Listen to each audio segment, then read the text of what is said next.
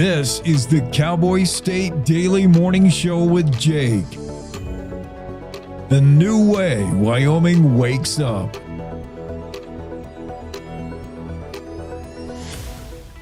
It's time to take a look at what's happening around Wyoming. From the Cowboy State Daily Newsroom, I'm Wendy Corr.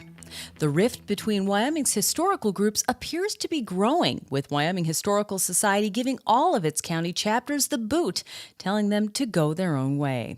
Cowboy State Daily's Renee Jean reports that the chapters will have to seek nonprofit status on their own, and the society will no longer provide any administrative oversight to the chapters that had been part of their organizational structure for decades. The way it worked is all of the members would pay their annual dues to their local chapters, and those dues included dues that were sent to the state society. It'll be a big hit to the Wyoming Historical Society budget. Millward Simpson, who worked under two Wyoming governors overseeing several cultural and historic preservation agencies, told Cowboy State Daily that in all of his experience, he's never seen anything like what's been happening with the Wyoming Historical Society.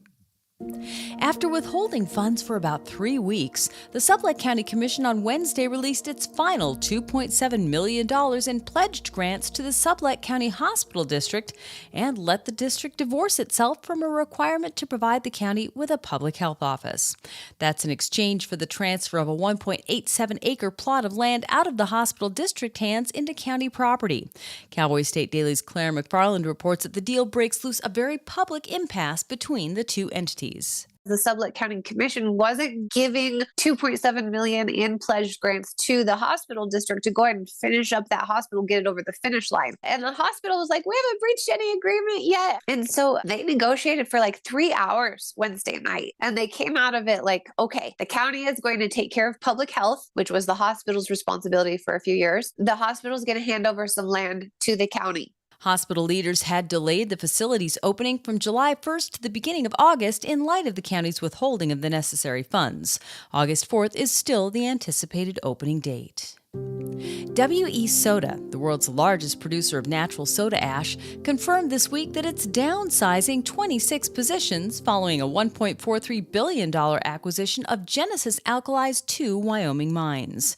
The company and a union spokesperson remained upbeat about the move, but told Cowboy State Daily's David Madison that they recognize that it's a blow for those impacted employees. A British company bought some Trona mines in and around Green River, and now it's the biggest Trona operation in the world. Well, they're also streamlining, and they announced this week that 26 positions were downsized. I spoke to the head of the union. Those weren't positions that he represents, and he said that the 650 union members he does represent are working hard trying to set records for productivity and efficiency. It's to be expected when you have a $1.4 billion merger between this British company and these mines that there would be some redundancy and some shakeout of staff. The reduction affects less than 3% of the overall workforce at the Green River operations.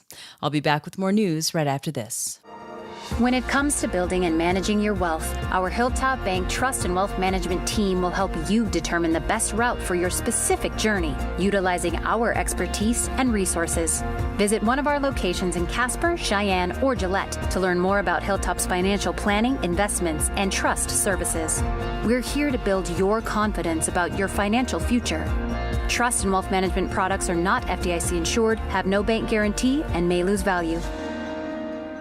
A DuBois guest ranch is denying wrongdoing in a lawsuit filed by an Irish woman who accuses its lead wrangler of wrongfully bear spraying her horse during a ride, causing her foot to be crushed. Lorraine Lermont filed a lawsuit in March against Triangle Sea Ranch, alleging that on a 2024 guided horseback riding excursion, the lead wrangler mistakenly grabbed her bear spray rather than her water bottle and sprayed Lermont's horse's eyes. Claire McFarland reports that the ranch is denying that they are liable. At the very start of this lawsuit, they noted that the woman from Ireland whose foot was injured had signed a release before going on the horseback ride. And they, of course, pointed to Wyoming's Recreation Safety Act, which says that you're responsible for anything that happens to you during recreation, except if somebody does negligence. So the Irish woman is saying that the ranch was negligent, and they're saying, no, we weren't. And so it'll be interesting to watch this one going forward. The ranch's answer also notes that Lermont presented herself as an experienced rider and asserts that Lermont is not entitled to any monetary damages. And that's today's news. Get your free digital subscription to Wyoming's only statewide newspaper by clicking on the daily newsletter button at cowboystatedaily.com. I'm Wendy Core for Cowboy State Daily.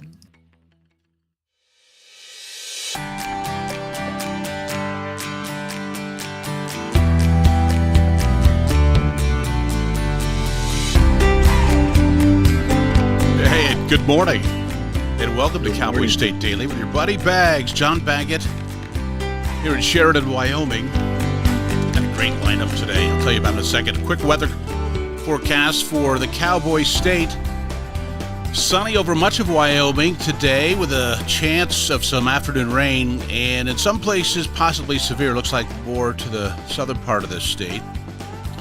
Highs from the low 80s, approaching 90 in some places, and lows tonight in the 40s to near 60 degrees. Right now in Casper, 57. Jackson, Wyoming, 43 degrees. It's 56 in Torrington. Cheyenne, 54. And Sheridan, where I'm at, sunny and 52 degrees. Yes, sir, I got a lineup here. I'm going to go into the Zoom room just to take a look at this guy. Yeah, and he is just as handsome as he always was. It still is. Hey, good morning to you, Jack. Good morning, Bags. Jack Corgan is standing by, ladies and gentlemen, and I'm going to switch to him into the Zoom room here as soon as I show you the lineup for today. That's Jack Corgan, the radio voice of the Rockies for decades now. Somebody I admire and turn to whenever I've got baseball questions, and I've got a few today, Jack. So does everybody else. Us Rockies fans are scratching our heads, buddy. But, man, I mean, if you love baseball, wait till you hear Jack's history with Major League Baseball. 7 o'clock hour, Major Lane Sandifer. Jack, as you probably know, it's the 250th birthday anniversary of the United States Army. And my son Joseph is a captain and a commander, Ranger tabbed, jump master, all that. He's at Fort Bragg, and so I lean towards Army. Go Army, especially today. As of today, 250 years old. That's Major Lane Sandifer. And Luke Torkildsen, he is the Chief Operating Officer at Weatherbe. Weatherbe guns are made right here in Sheridan, Wyoming. They moved here to Sheridan about 5-6 years ago. He's the Chief Operating Officer, and he'll be on at 8 o'clock. We'll talk hunting. He's been all around the world hunting, so he should be interesting. And, Jack, here's a voice you'll recognize. In fact, it'll probably haunt you. It's Alan Roach. Roach is on with me, and I've been trying to get him on for a while because somebody asked me once in my 43 years in radio in various aspects, whose voice is, I mean, and I've got guys like you and Mark Moore and Tom, and I could go on and on with the great voices we've worked with over the years. And then there's Alan Roach, who is that voice on the train for all of us when we get a welcome to Denver. The doors are closing. You are delaying the departure of this train. That's Roach, man. And he's done Super Bowls and I mean, hockey and Olympic Games and so forth. But he's on at 9 o'clock. So it should be a great lineup, great show. This show is just kind of whatever I want to do and whoever I want to talk to, Jack. They gave me this kind of freedom. And I promise you were at the very top of that list. To talk to. I'm a fan. I don't want to gush all over you because we're also friends and former co-workers. So Definitely. I'll try to leave it behind. How are you this morning, my friend? And where are you? I am in Atlanta. We are here for 2 more games with the Braves, and then we go up to D.C. Actually kind of happy it wasn't reversed. Not that the parade this weekend in our nation's capital isn't a big deal, but it would have made it difficult to get around. So it'll be a little better that we're there after all that has taken place. You know, when you've been doing baseball for as long as I have, you sometimes have to write down what your room number is because in a multi-city trip, you might end up on the wrong floor and go, why isn't this key working? Oh, yeah, that was from Detroit or Chicago. I can't even imagine, my friend. And exhausting traveling. People don't realize, that it can be mentally exhausting. But you look great and you sound the same. We're both a little bit older, a little bit wiser.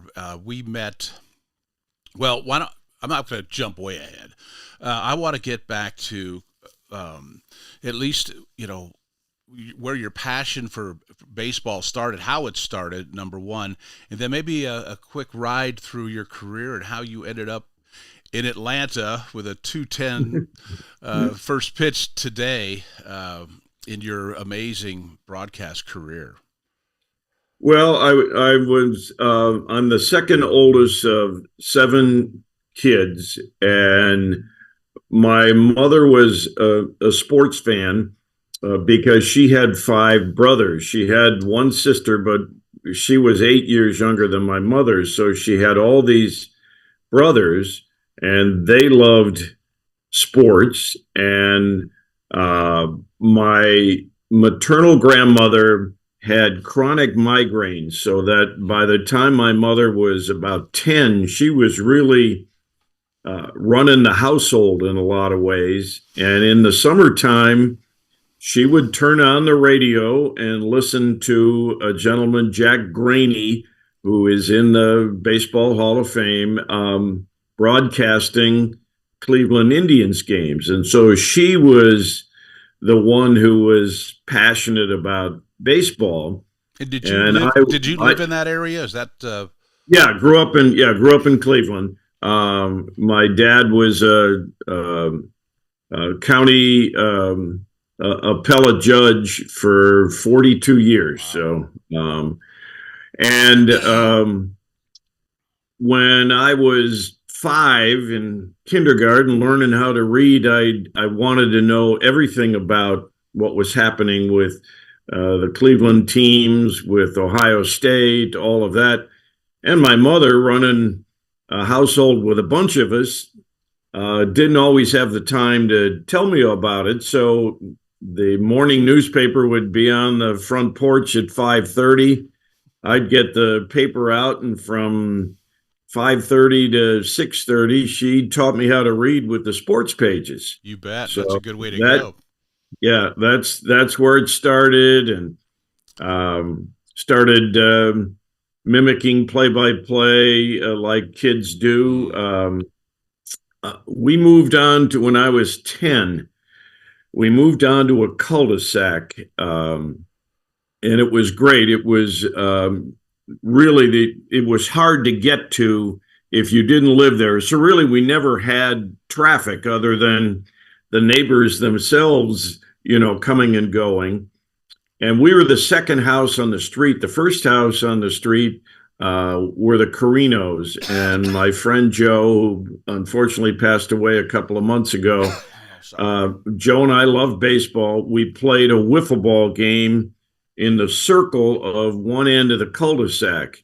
And we'd hit the ball out of our hands. You hit it over the curb on a fly, it's a home run. We had, the various rules you make when you're 10. You bet. And one day I hit a home run and, started running towards the sewer, ready to go to the manhole cover, and then the next sewer. Bounce it off the Studebaker, and it's a ground root double. Yeah, I get it.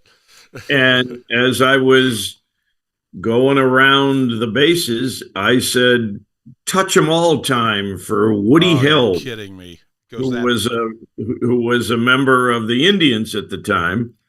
And, here I am umpteen years later, still using that as my run call. So that's awesome. Yeah. And I grew up a Cincinnati Reds fan. Now as a child, I grew up in South Florida, so we didn't really have a team. There was plenty of, the spring league games there in Fort Lauderdale. Miami had the Orioles, and the other side of the state had the Blue Jays, etc.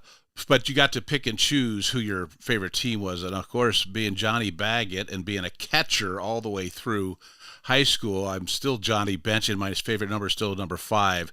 So no offense to the Indians or the Guardians fans now, but I was, and of course the Big Red Machine, arguably still not at my house, the best lineup in the history of Major League Baseball, and Yankees fans just all hit their off button right there. But Jack, so now you've progressed. Did you school, or was it did you end up like in the somebody's booth somewhere at a high school game, spotting or something? How'd you get into the booth? Yeah, it's interesting. So in high school, I played football and basketball, and in the spring, I played some baseball and ran track. That was pretty cool because I didn't have to practice. I just went to games and track meets. So that was pretty good. But I had always still, fooled around with it when I was probably an eighth grader.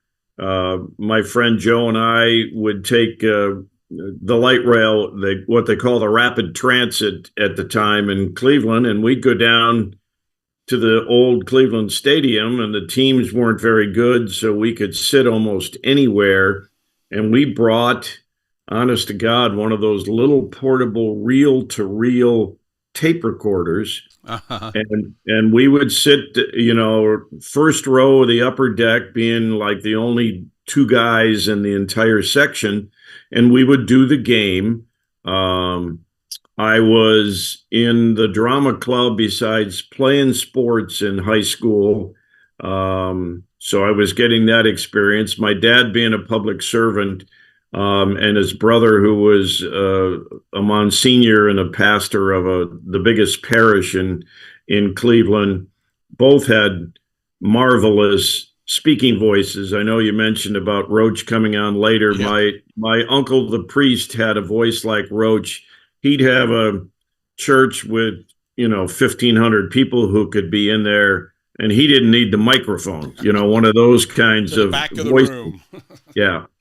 So I was, football was my best sport. I played football in college, got a scholarship to Cornell University in New York to play football, but actually started out as a theater major because they didn't have a communications department. Very interesting.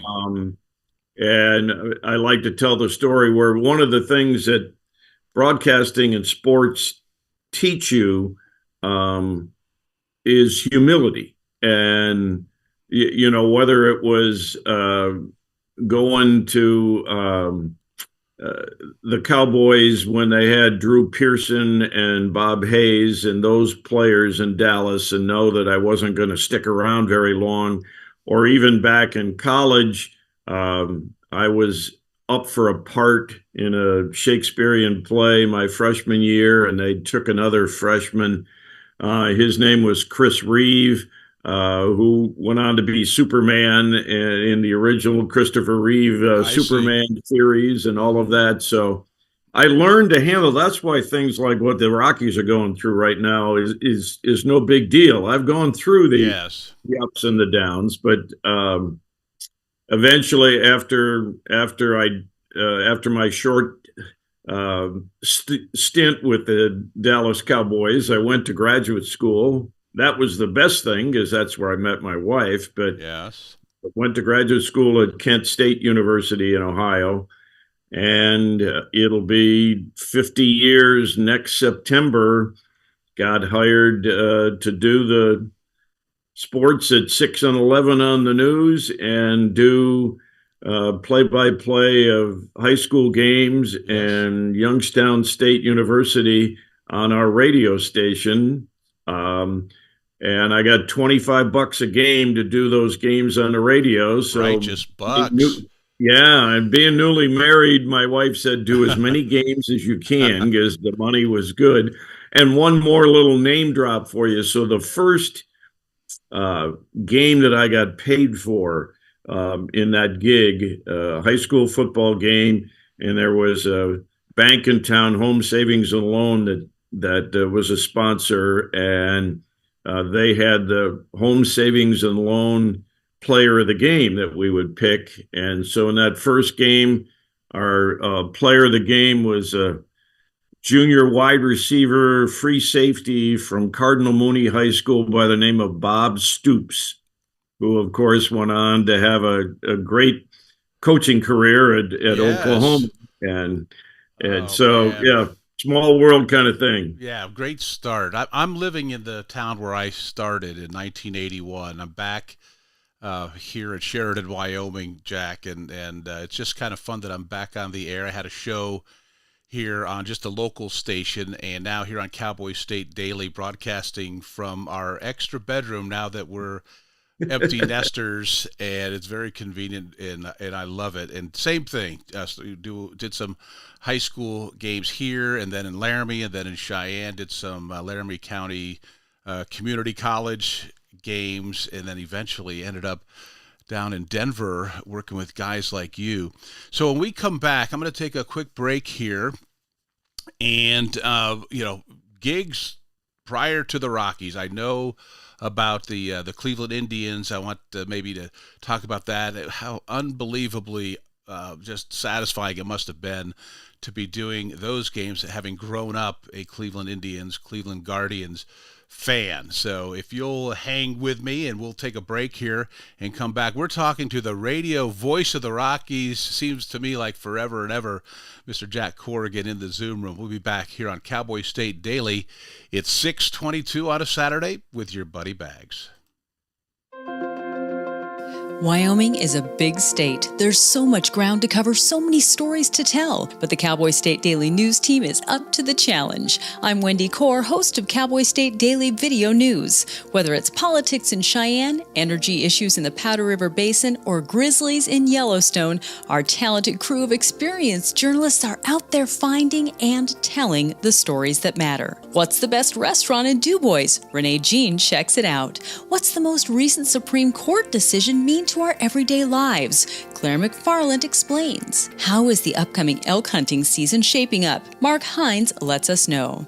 Every day, I talk to the reporters who are covering the topics, issues, and people that are important to Wyomingites, and in our daily newscast, I bring you those stories. Tune into the Cowboy State Daily video newscast every morning, only on CowboyStateDaily.com.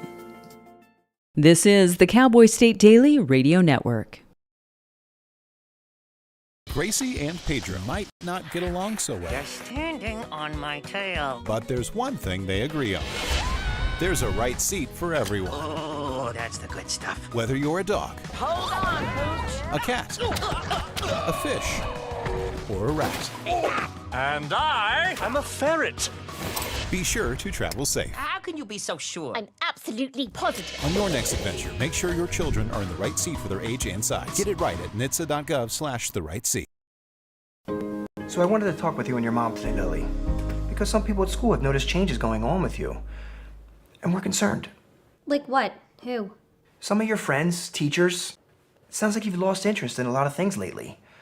You're hanging with new friends. So, individually, maybe those things are no big deal, but taken together, and then the incident the other day, you were with Derek when he was caught selling marijuana. yeah, he was selling it. Honey, we know. But we care about you and want to know what's going on. That's right. We just want to understand better and see how we might help. And if weed is a part of it, we just want to make sure you understand the negative consequences for someone your age, the physical and mental health effects, the poor decision making, and the confusing legal aspects these days. So what do you say? Can we talk? For more information about talking with your kids about underage use of alcohol and other drugs, visit underagedrinking.samhsa.gov.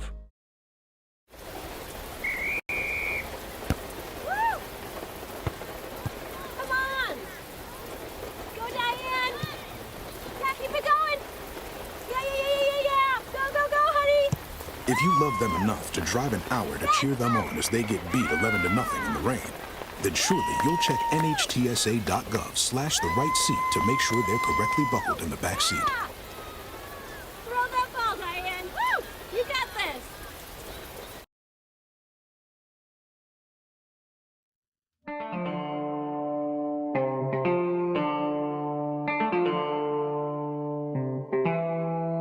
There's some ominous sounding country music there. Feels like a little good, bad, and the ugly there, Jack, is our bumper music. I think didn't do that on purpose.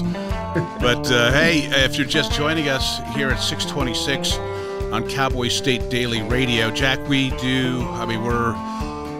obviously streaming digitally all over the place, and we're live on 3 stations in Wyoming, expanding all the time. And Jimmy Orr, my good friend who I worked with in Cheyenne in radio in the mid-'80s, one of the founders and executive editor of Cowboy State Daily. The newsletter, it's kind of a digital newspaper that Cowboy State Daily produces, is like 95,000 plus subscribers. And when you figure we've only got a little under 600,000 people to say, that ain't bad, pal. That ain't bad. Not bad at all. Yeah. Jack Corgan, radio voice of the Rockies forever and ever. I'm going to pin him down on when he started. Yeah, if you love baseball, if you love the Rockies, you're like me, I'll have the game on TV and then have the radio broadcast. I do that with football too, so I'll get Dave Logan on here eventually as well. But before we went to the break, thanks for describing, where you came from, how you got there, because anybody that listens knows and sees and feels the passion that you have. And to be able to do this as long as you have to love this game.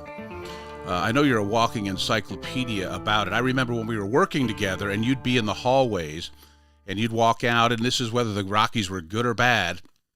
You'd walk into the hallway out of a production studio or whatever, and guys would just start coming up one at a time. What do we need to do here? And should we trade this guy? And what's going on? And I don't know if you ever made it to the front door, but what I wanted to get to was now at some point you're broadcasting Major League Baseball games in Cleveland. So how'd you get into that booth? And were you play-by-play or were you color commentary? How'd that start? So after starting in the business in Youngstown, Ohio, I moved to Richmond, Virginia, doing the same kind of thing as I did in Youngstown. I was doing the sports on the television news, and then I was doing University of Richmond and high school events on our radio station. Had an opportunity to come back home to Cleveland to do the Cleveland Cavaliers in the NBA, and started there in the 83-84 season back home doing the Cavs. And in 85, I had a chance to do the Indians games with the great Joe Tate. Joe, who has passed away, Joe was the radio voice of the Cavaliers forever. In fact, he is in the Basketball Hall of Fame for his work with the Cavaliers.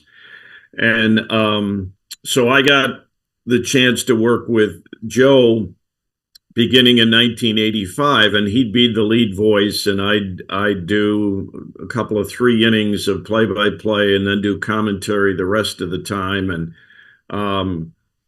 the best part about that first job, John, was that the Indians were awful that year. They were 60 and 102. Now, I had been prepped for that a little bit growing up in Cleveland when the Indians had years of, wandering in the desert trying to become a winning team. But they were bad in that first year. And 2 things happened in that first year that still stick with me. One, from Joe, he said that a baseball season, and we were doing TV, and we didn't do all the games then. I think that first year we did like 75 games. And he said, what you have to understand, baseball's a 162 chapter book, and the game each night is 1 chapter, and not that they are totally separate. They are connected to the ones before and the ones to follow, but they're the story at that particular time. And so whether your team is good or bad, that night might be a great story. So you go into that game with enthusiasm, with that. I don't want to make it sound, so formal, but there is an obligation to people who are following that team, good or bad. They might follow them to be mad at them, but that's whatever the privilege is as a fan. And as a play-by-play or analyst on a broadcast, to me anyway, from what I learned from Joe, was you have an obligation to present that story, just like players know, good or bad.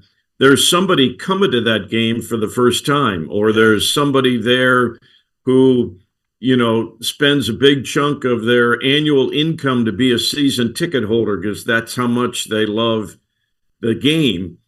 So there's that obligation to bring all the elements of the game, good and bad, to that listener, in my case, to make it appealing. And I'll give you one more quick story from that start. The very first broadcast of Major League Baseball for me is opening day 1985. The Indians are playing the Tigers in Detroit. The Tigers had won the 84 World Series. I mean, that was Kirk Gibson and Lou Whitaker and Jack Morris and all those people. Sparky Anderson was the manager. Right. So there you go, Bags. Post Reds. And go ahead. Part of the excitement for me was the great Ernie Harwell was still doing the Tigers on the radio. And outside of Vin Scully, Ernie would probably be 1A or 2 of the all-time great baseball. Yeah, you're getting up there on the Mount Rushmore. Correct. Ernie, yeah. And so for me, the excitement of doing my first big league game, but also, hey, I'm going to meet Ernie Harwell, because growing up in Cleveland, the WJR, their signal boomed across the lake. So I could listen to Indians games. I could listen to Tigers games. So I knew all about who Ernie was.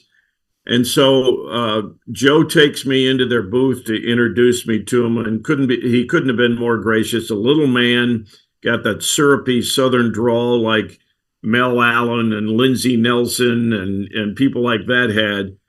Kurt Gowdy, a Wyoming guy, and so we're getting ready to leave the booth, and Ernie grabbed me by the arm and he said, "Young man, can I give you a little bit of advice?" I'm like, "Sure, Mr. Harwell."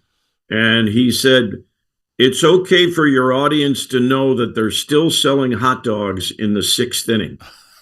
And I smiled and said, "Yeah, well, thank you." And I'm walking away. I'm like, what the hell did that mean? And then it hit me.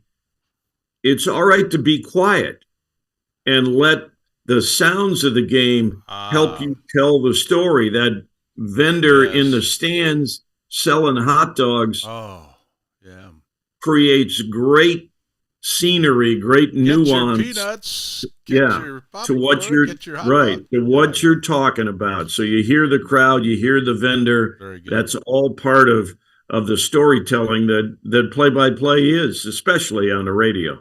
You become the voice for a while of the Cleveland Indians, and did you luck into it? Did somebody hear you and say, "This is our guy"? I know it wasn't luck, because. No, well, it's interesting though, because at the there were a lot of people. The station wanted to hire me because I was already doing Cavaliers games, and they on that TV station, and I think they had some sense that Joe wasn't going to keep doing both at one point, so they were looking for a play-by-play person to pair with Joe. And we did an audition so they could see that I could do the work with Joe well, and we were friends, obviously, being on the road with the Cavs and all of that. And they could tell my baseball knowledge was fine, but the ball club, which had an equal say in who was getting hired, kept wanting an ex-player. And finally, after 3 or 4 Indians alumni didn't pan out so well, a sports writer for the Plain Dealer by the name of Chuck Heaton. That was the morning paper in Cleveland. His daughter, Patty, was the wife on Everybody Loves Raymond. Again, that small world kind of thing. Well, the president of the Indians at the time went to Chuck and said, I'm having a heck of a time finding somebody to do this job that I like. And he goes, what do you think? And God love Chuck. He said, well, you're crazy if you don't hire Corgan, because he'll be there and give you what you need. And so Peter Bavasi, the president of the Indians at the time, said, okay. And awesome. Off I went, and I was there 17 years until the Indians left that station, and the new place they went to decided they wanted a new voice, and to our benefit. So that's how I ended up in Denver. Well, let's transition there then. So a little background with me. I have the honor, privilege of being able to say I helped produce the last Nuggets game, Denver Nuggets game on KOA.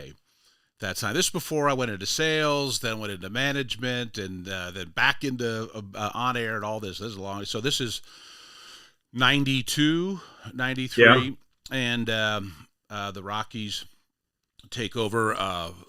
KOA gives up the Nuggets rights so that they can carry the Colorado Rockies, the brand new team coming in. We get the expansion franchise, us and Tampa. Was it 3 teams? Or just 2? 2, and then Miami, and it was the Rockies in Miami in '93, and then they were just the Florida Marlins then, and then right. Tampa Bay and Phoenix, the Diamondbacks, came in '97. Exactly. So for a while, oh boy, if I forget his name, that'd be terrible. Play-by-play and Jeff Kingery were teamed up. Help a brother. Wayne Hagan. Wayne, gosh dang. Yeah. Hey, Wayne. Worked with him and like him very much. And I'm getting old too, Jack. That's allowed, John. So, Eddie, we're back to the 90s, pal. So, for a while, that was the combination. And then all of a sudden, everybody started talking about this excitement that we were getting this pro from Cleveland. How'd you end up in Denver? How'd they find you? Well, when what had transpired in Cleveland took place in 2002, Jack Buck, the great Hall of Fame broadcaster, Joe's dad, got way up there, got sick and passed away, and they were using people and to fill in, and so it got down to the replacement. Wayne Hagan and myself, we were the 2 finalists for the job, and KMOX, a station in St. Louis, because Wayne was doing National League and doing more radio than I was, got picked for the Cardinals job, which opened up the Rockies job. And I have to say the KMOX people were great with, recommending me to Lee Larson, the best boss I ever had running KOA, and Don Martin, and they were the people doing the choosing, along with the late Kelly McGregor from the Rockies. And so in the January 24th, 2003, I'll always remember the date when Don Martin called and said, we'd like you to join Jeff Kingery on the broadcasts, and 23 seasons later, here I still am. Well, you must love living in Colorado, because you could probably go anywhere you wanted with this baseball career. When we come back, I want to talk, we'll get to the Rockies, I promise, but I want to hear with somebody like you, with the kind of history that you have, I want to hear about some of your favorite moments. I have one I'm going to toss in there because it is my show, and it's a great one. It's the only World Series game ever played at Coors Field, and it involves a foul ball and a clean catch pin. So stand by for that. But I do want to hear some of your favorite memories at Coors Field. And we could toss in the Cleveland Indians as well. But we're going to take a break here. It is 6:40 on a Saturday. Your buddy Bags, a.k.a. John Baggett. I'm here until 10 o'clock. Right now I have the voice of the Rockies and one of my favorite people. It's Jack Corgan in the Zoom room. We'll be back here on Cowboy State Daily Radio.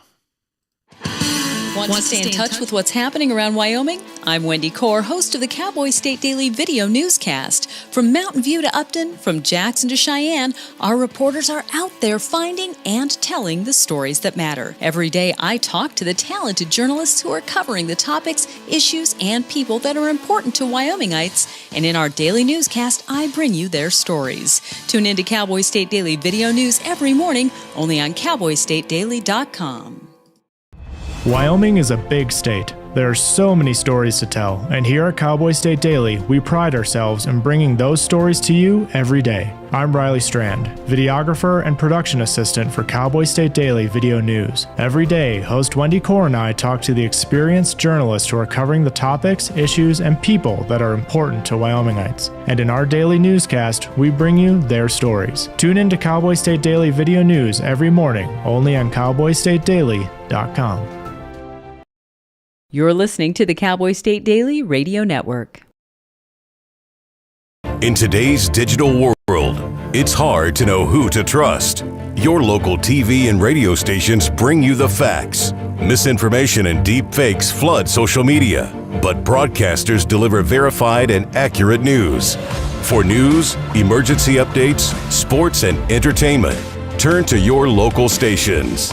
Text TV to 52886 and urge Congress to support the vital local journalism broadcasters provide. Emma, did you hear? Todd's in the hospital. Who's Todd? He got a collapsed lung from vaping. He thought it was cool. Not cool. Promise you won't vape, Emma. It can lead to a lifelong addiction, and we can't be friends if your lungs collapse. Bogus. Wacky sitcom teens aren't the best people to talk to your kid about vaping. Hey, you got a minute? You are. Start the conversation with your child about vaping today.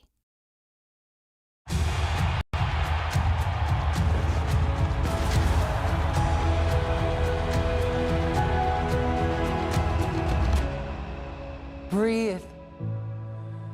Love what you do and you've already won, my parents used to say.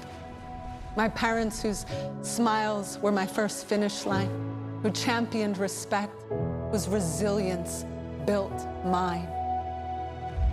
Even more than I wanted a gold medal, I wanted a heart of gold, like the mentors who were my balance beams refusing to let me down, and the coaches who spoke out to anything out of bounds, heroes who never stood on podiums, but stood up for me.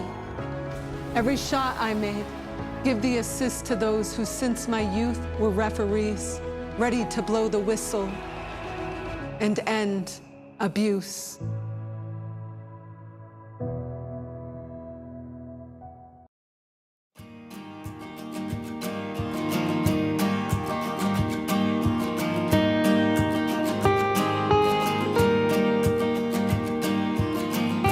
It's 57 degrees and sunny here in Sheridan, Wyoming. Jack, we're right up here about 14 miles the crow's flies from the Montana border. If you watch Yellowstone, we're where the train station is. There you go. Know what I mean? So that's what I tell people anyway. Beautiful day here. There's some afternoon showers expected over mostly the southern part of the state. Highs are going to be in the mid to upper 80s. Up in the mountains, probably 70s. You betcha. Jack Corgan, the radio voice of the Rockies for 23 years now? Yes. Wow. Yes. So, the great moments in Rockies baseball with Jack Corgan. I want to hear. I can't even imagine. Yes, I can. I can imagine maybe one or two that involved getting into the World Series in 2007. But how about it? What comes to mind when you think of great moments at Coors Field?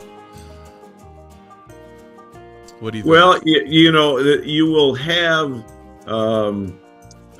Actually, here in Atlanta, 15 years ago, where I'm here today in Atlanta, since the Rockies play the Braves later on this afternoon, Ubaldo Jimenez threw, to this point, the team's only no-hitter. Todd Helton's walk-off home run in the 2007 season in the second game of a doubleheader against a reliever, Sasaki, for the Dodgers, who had not given up a home run all year. It was in the early stages, but that's really when Rocktober got going with those 21 in a row. Cargo Gonzalez, who was one of my favorite players because he always had a smile on his face, just enjoyed playing a kid's game as an adult that we all wish we can do. Cargo hit a walk-off home run against the Cubs to complete the cycle. That was a great moment, but it's easy for Rockies fans to pick the number one moment, and it was the play-in game against the Padres, and Matt Holliday's sliding home safely on Jamie Carroll's sacrifice line drive. It wasn't even a fly ball, it was a line drive. Quick little nuance to that story, Bag. So Jeff Kingery and I, when we got to extra innings, we would bounce back and forth as to who was doing the play-by-play, since we were sharing it during the game.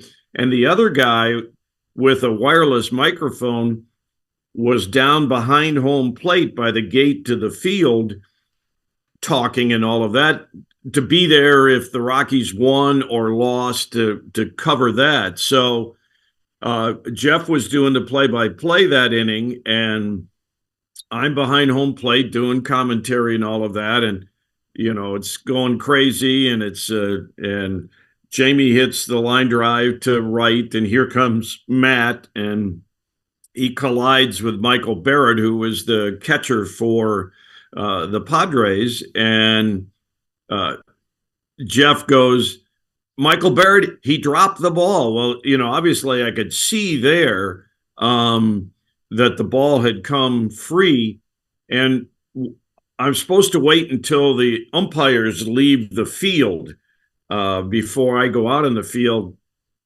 Hell with that. So I grabbed the door, and Tim McClellan, who was the home plate umpire, was one of those guys who seemed like he did everything in slow motion. And, he took forever to call a strike. He took forever to say safe or out. And I see the ball come free, and I see Tim, who is a big guy, 6'4", 6'5", start to do this like slow motion safe sign as he's pulling his hands apart to signal safe. And I went through the door, and I was on the field as soon as the guys from the dugout were coming onto the field. And no replay review. So once those arms started going, knew that the Rockies were going to the playoffs. Reliving your childhood stuff. Okay, really quickly, there's two of them, and I'm going to say, yes, I caught a foul ball with my family with all those games that I helped produce, all those games that we hosted, sponsors and so forth at Coors Field. I never really came close to catching a foul ball ever. And I used to do the weekend. I was the producer for the weekend shows we did at what was it called? The Dugout. There was a bar there at Coors Field, but we would do the Sandlot. Sandlot, thank you. And still never even that close.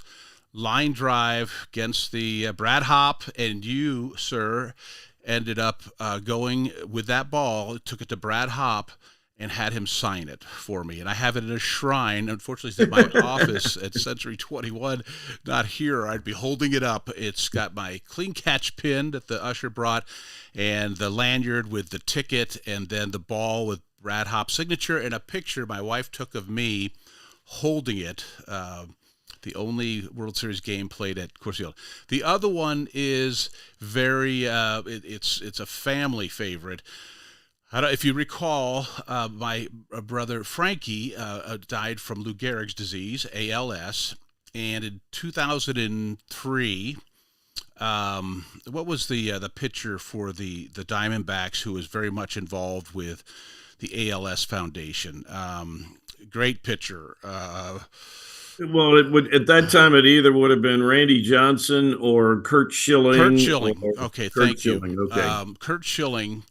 So I went through because they were having Lou Gehrig's Day at Coors Field, and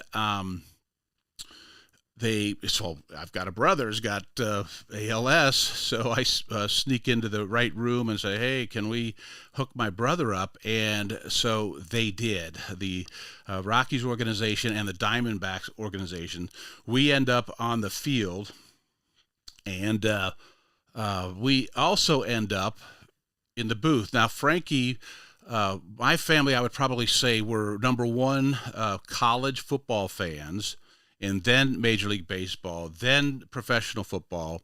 But my brother Frankie, who passed in 2004, he was a baseball fan, big baseball fan, Chicago Cubs.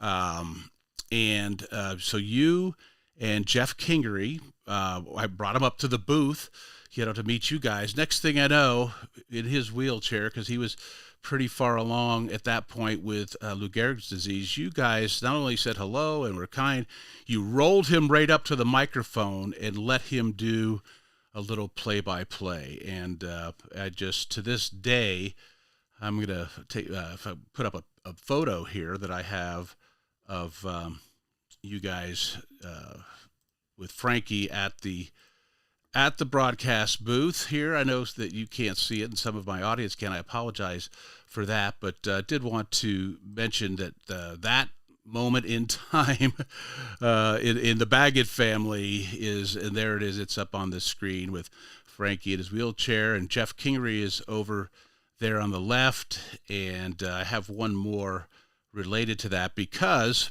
that same day, Frankie was able to go down on the field, and he got to meet Larry Walker.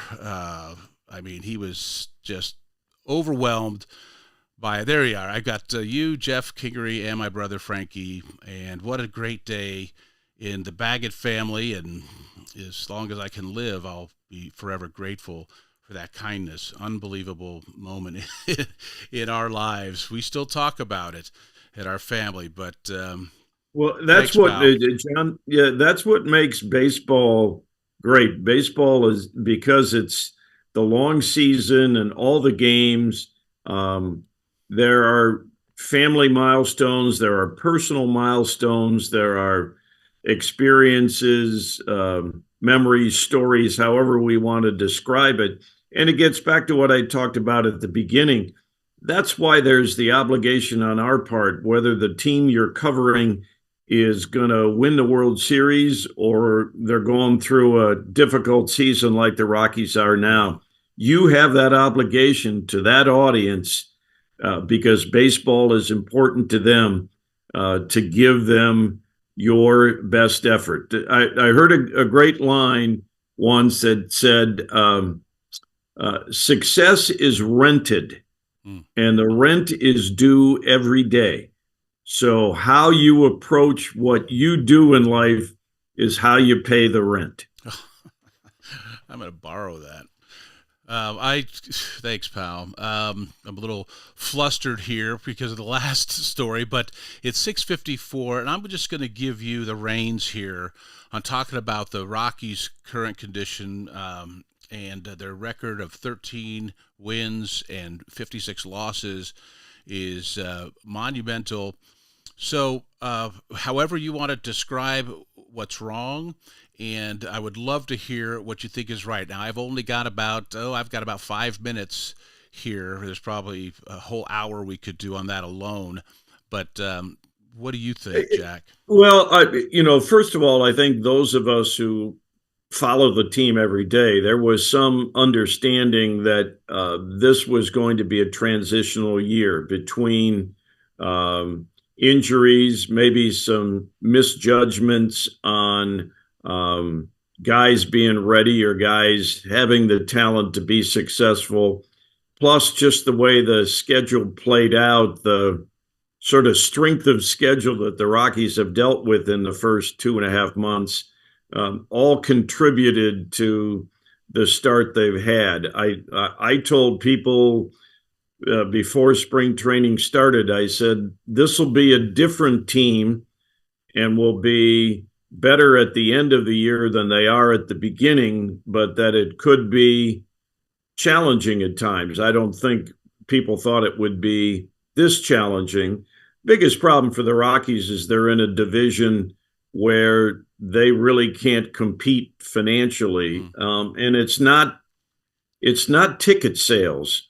Ticket sales are a significant part of the revenues for ball clubs, but it's really generated or driven by media revenue. And that's where the Rockies fall well behind teams like the Dodgers and the Giants in their division. In any business, could you imagine, John, if somebody said, there's your competition and they're going to start with a $300 million advantage, go get them. And that's something that baseball realizes now there needs to be some adjustment to. At the same time, I think the Rockies have to make a better commitment in terms of investment in, I think they need more coaches within the minor league system. I think they need more scouts to have an even better evaluation of the players they're going to draft or the players they're going to sign out of international baseball. And because they have to be draft and develop. They're not going to get a whole bunch of free agents to come, certainly not pitchers, to come to Denver. So if you're going to truly draft or sign and develop players, that's where your investment should be. And I think they need to do more of that to be able to stand with the teams that can sign a free agent whenever they need one. Well, from the fan perspective, one of the frustrating things is seeing such great ball players that were brought up through the Rockies system and or picked up, and then we see them playing great ball for somebody else, and that's one of my frustrations. Well, some of that is personal choice too. I mean, it's a two-way street. I mean, you can argue at times justifiably that the Rockies may not spend the money on a particular player like the fans think they should, but there have also been occasions where it didn't matter what the money total was going to be. That player wanted to leave. He didn't want to remain a Rocky for whatever the reasons were, and that's why in baseball, and in the Rockies case in particular, when you're always going to be replenishing your talent pool, you can't afford to make too many mistakes. And some of what we're seeing this year were a couple of years where the Rockies did not draft well, did not develop well. Some of it was injuries and other factors, but Jack, that's where I've got about 30 seconds here, and I wanted to definitely do a shout out to Jerry Schemmel. Jerry, I love that guy very much, and of course Jesse Thomas, your producer. And what a great team. Do like I do. If you like watching baseball, put the radio broadcast up. I'm biased, but I think it's better. But I'm out of time, my friend. I've got to hit the news here at the top of the hour. And I just want to say thank you to Jack Corgan, the radio voice of the Colorado Rockies, for joining us here on Cowboy State Daily Radio, the Saturday edition with your buddy Bags. It's time to take a look at what's happening around Wyoming. From the Cowboy State Daily Newsroom, I'm Wendy Core.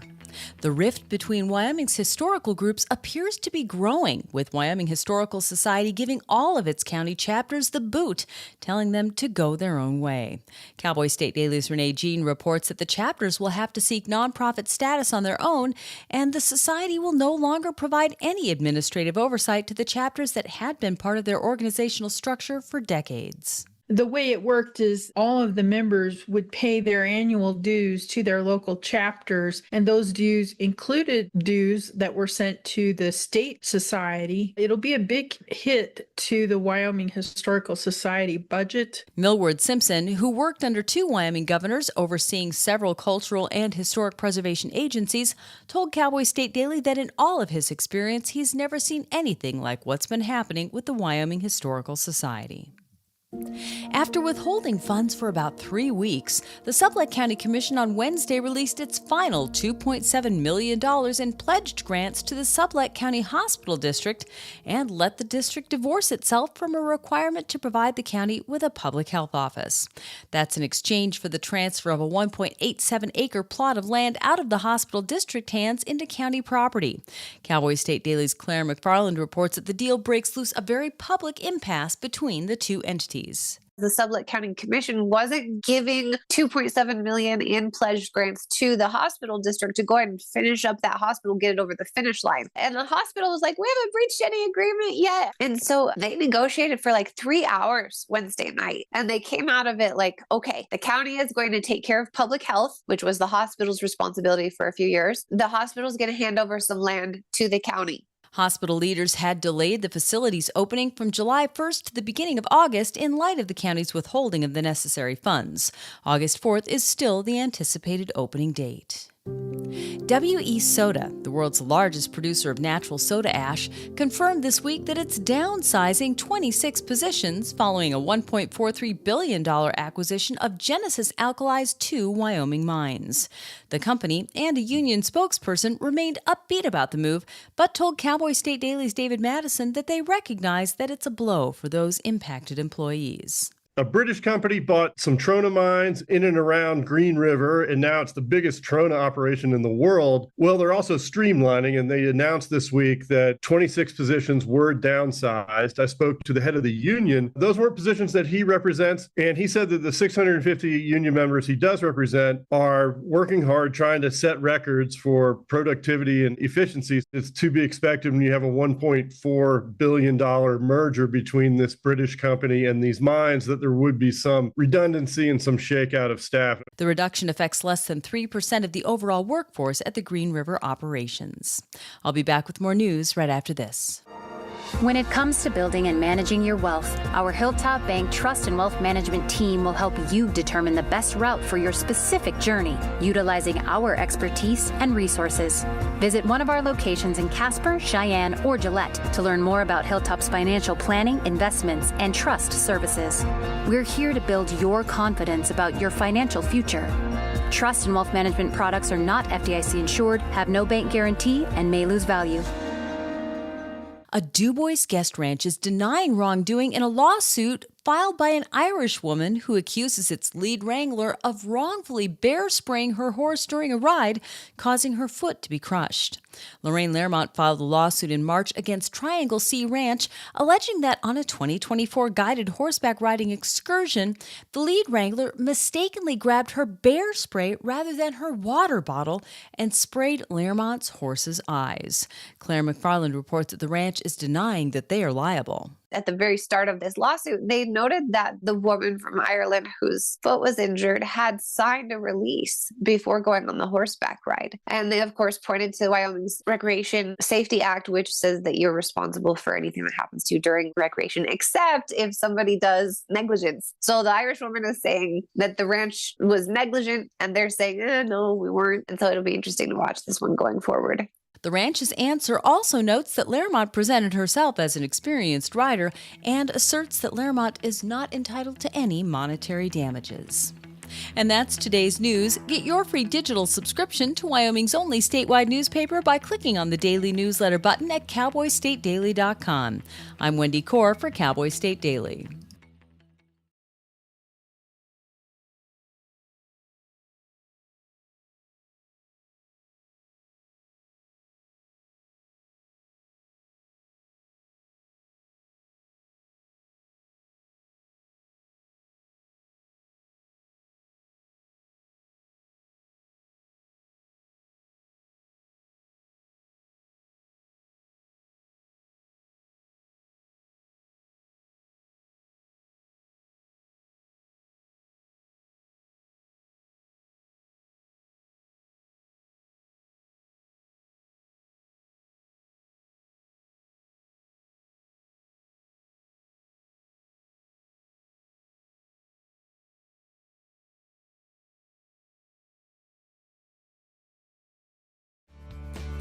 But next coming up, I've got a major good man in the Zoom room.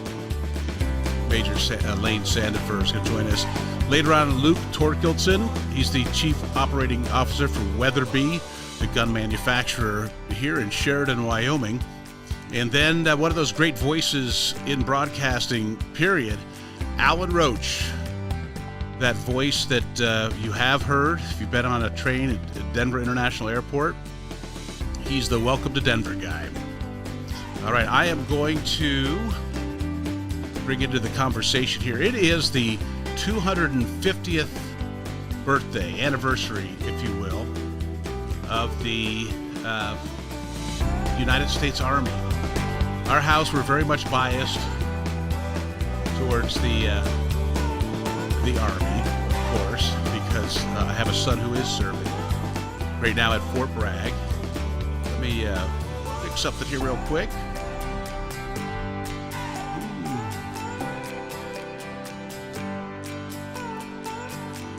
Okay. Good morning to Major Lane Sandifer. And happy birthday, by the way, to the United States Army.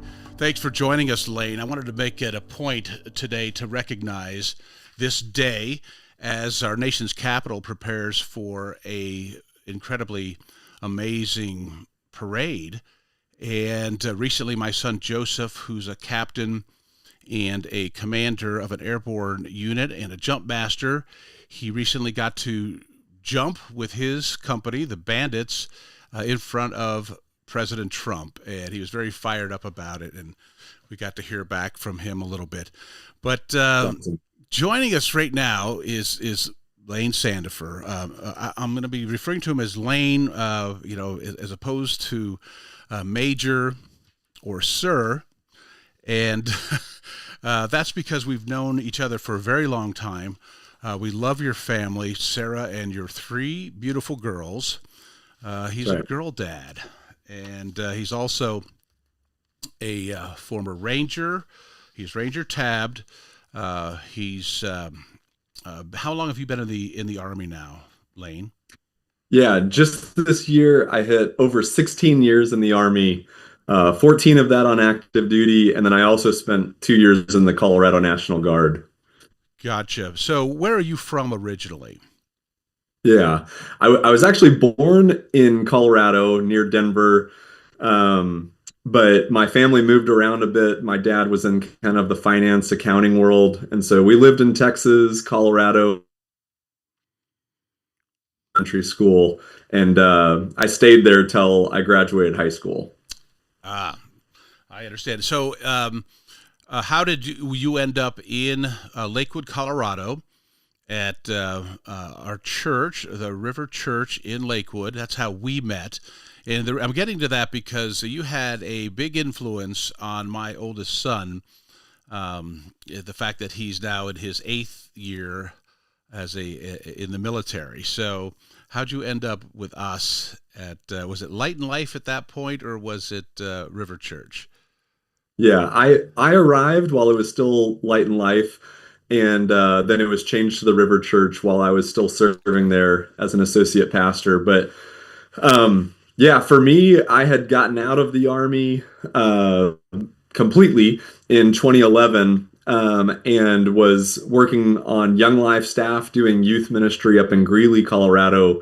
And a couple years later, I really just felt a sense of calling to come back in the military and do ministry as an Army chaplain. And so while I was in the process of working on seminary and trying to get ordained, I had decided I wanted to get ordained with the Free Methodist Church. And I connected with Dennis Jeffries and the conference superintendent, which I know you know Dennis very well. But he met with me at a coffee shop and said, "Hey, I think we've got a church in Lakewood that you could kind of work part-time at while you're finishing seminary, and I think it'd be a great fit." And so I came to you guys. It was when I began serving at Light and Life, later at the River Church. Awesome. For our blessing, you and your family, little tiny girls at the time that are growing up fast. We're friends on Facebook, and I love following your life. It's very exciting. You literally yesterday were jumping out of airplanes. What the That's heck? right. You're still doing that. How was that yesterday, jumping out of airplanes? What was that about? Yeah, I didn't get the chance like Joseph did to jump in front of the president, but later this week I actually jumped 2 days in a row. And sometimes it's like that in the 82nd, just because you're dependent on when the aircraft are supporting for airborne operations. But I jumped at about 1 in the morning one night, and then the very next day got to pull a jump master duty, similar to Joe. I got to pull a jump master duty on an aircraft, and honestly, when I was younger in the Army, I got pretty nervous about jumping, but now it's like I've done it long enough, and it's really a thrill. And it's kind of a fun part of the job because, especially as you get older in your officer years in the Army, you spend a lot more time in meetings and on your computer and phone calls. Yes. And so it's nice to have a good excuse to get out of the office and, experience something adrenaline pumping. Yes. And get to jump out of planes. It sounds similar to Joseph's description. You're wearing a All-American shirt. At one time, until Joseph joined the Army, I don't have a military background, so I had a lot to learn. But AA stands for All-American, and I always thought it stood for Army Airborne. That's what I thought. Yeah. And Joseph fixed me right away. So yes, your Ranger tab. So really quickly, maybe describe your military career before you went into ministry. Yeah. So I'll just start with the end of high school. I had kind of wanted to be in the Army for a long time as a kid, grew up with a lot of military family members serving, and just enjoyed being outdoors and shooting guns and getting to do adventurous things. And so I decided to join the Army and did commissioned in 2005 and branched artillery. And at that time, I actually got to serve at Fort Benning for about 4 years. And it was really neat. My first job in the Army allowed me to do some different schools. And so got to go to airborne school and ranger school, and decided at that point I really wanted to serve in the Ranger Regiment, which is a special operations unit, in a few locations across the country. And so I served as a company fire support officer at 3rd Ranger Battalion from 2007 to 2009, deploying for a few months every year for a few years there. And that really shaped my experience in the Army. Just getting to serve with some really incredible people, just high caliber, intelligent, fit people with a lot of initiative. And I think even when I got out of the Army, and felt called to be a chaplain, really wanted to come back to the special operations and airborne community, just because I recognize just the great sacrifices our soldiers and their families make for their country. Very, very impressed with that myself. It gives me a lot of joy.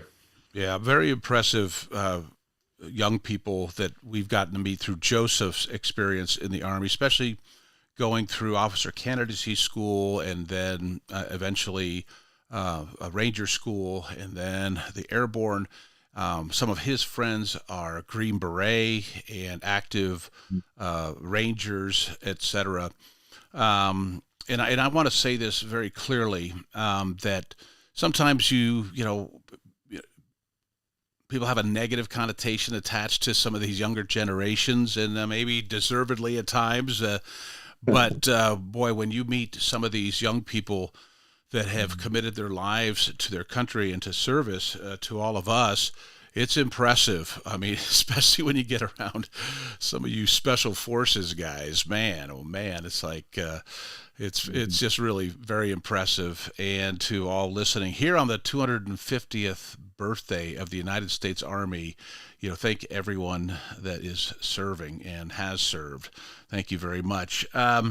So at some point, you transition right now. You're a chaplain at Fort Bragg, correct? That's your current position as a major?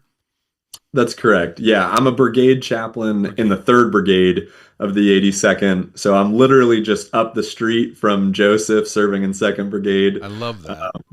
But yeah, getting to serve as a brigade chaplain means I get to supervise 5 other chaplains who are a little younger in their Army journey, but kind of get to mentor and coach them along the way and make sure that we're providing really adequate, excellent religious support to all the paratroopers and their family members in our brigade, which is about 3,500 people. Do you host a regular Sunday church service, or do you alternate? How does that work? Yeah, as a chaplain, every chaplain serves at a chapel on post. And so I serve at All American Chapel, which is right there on our dens, kind of like the main street that goes up through the 82nd. But we have a really healthy congregation of about 250 people or so that worship with us every Sunday morning. And so chaplains, not only do the preaching, but help with Sunday school and leading worship and all sorts of aspect of the service. So, we have our normal Monday to Friday job of serving in our units and going wherever they go and supporting them however best we can with pastoral counseling and field services and all those kind of things. But then we also lead worship services in our respective faith tradition on the weekends. So your background as a soldier, I just saw an image of you with a unit. I think it was a Ranger unit. I'm not sure. But you're all armed. I would imagine that gives you some level of credibility with maybe somebody who's not very far along in their faith walk, but have joined the Army. Maybe perhaps they're involved with special forces or not. And they find out who Major Lane Sandifer is and who he was. Does that come out sometimes? And you have to remind them that you bet I've got the good book open here, but I'm also not a kick indoors. Yeah, no, that's right. Yeah, I think the picture I shared with you is from one of my Ranger deployments in 2009. We were at Kandahar Airfield, and I don't regularly share that on social media, but it has been shared over the years. And I think when people that I know that I serve with now see that picture, they realize, wow, our chaplain's actually done some stuff. Yeah. Because we're kind of in this interesting period with the Army where, yes, we always have people deployed. We've got people in Eastern Europe and the Middle East and Korea. There's a lot of deterrence missions and training missions with multinational forces, but we're not really fighting the wars that we were 15, 20 years ago during the global war on terrorism. And so I think when people realize that I did 3 combat deployments with the Ranger Regiment, kind of in the height of those years, 2007, 2008, 2009, they realize that I'm more approachable as a chaplain and as a pastoral figure because I've been in their shoes and I know what it's like to leave my family, to go to war, to lose good friends in combat. And so they realize I have a little better ability to empathize and understand what they're going through and just the rigors and self-sacrifice that our soldiers make. It's incredibly important that that they have somebody leading them in their faith walk that they deem credible. I'm talking to Major Lane Sandifer, former Army Ranger and current chaplain, and just recently having jumped out of an airplane yesterday. He's at Fort Bragg, North Carolina, and we're talking about today being the 250th anniversary of the United States Army.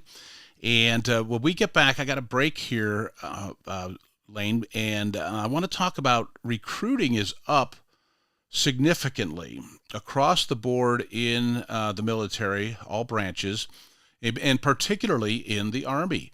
And very glad to hear that. When Joseph first went into the Army 8 years ago, that was an issue. And it was low, and the recruiting numbers were down, and that has rebounded. I'm curious what you think is some of the motivation for that and why recruitment numbers are actually up. It's 7:21 on a Saturday. Your buddy Bags here as I go by Lane. I do that because my dad's name is John Baggett, and he's right up the road here, and he doesn't want people confusing me for him on this show, just in case, right? But anyway, we're talking to Major Lane Sandifer on the 250th anniversary of the United States Army. He's at Fort Bragg, North Carolina. I'm here in Sheridan, Wyoming on Cowboy State Daily Radio. From Yellowstone to Devil's Tower, the Bighorn Mountains to the Teton Range, Cheyenne to Sheridan, Rawlins to Ralston, Cowboy State Daily Morning Show covers the state like no other radio show or podcast. We love Lovell. We're eager to share the stories of Story, Will Crow About Crowheart, and Yodel Over Yoder. Whether you make your home in Sweetwater, Chugwater, Powder River, or Green River, the Cowboy State Daily Morning Show will make you feel right at home. Jeffrey City, Atlantic City, we see you. Little America, Big Piney, you're on our radar. Howdy, Wapiti, Meeteetse, Shoshone, Ten Sleep, good morning, welcome, Torrington, Riverton, Wheatland, Lusk, Lingle, Lander, Timber, Casey, Kerwin, Moorcroft, Mountain View, Moose, Fort Bridger, Fort Laramie, Fort Washington, Canada, Hudson, Hewlett, Dayton, Daniel, and DuBois. We are east of Weston, west of Midwest, north of Newcastle, and south of Sundance. Border to border, we love Wyoming and every one of its communities, bar none.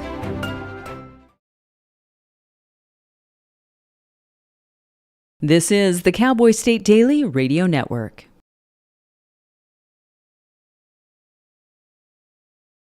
When you hear the words nonprofit organization, what comes to mind?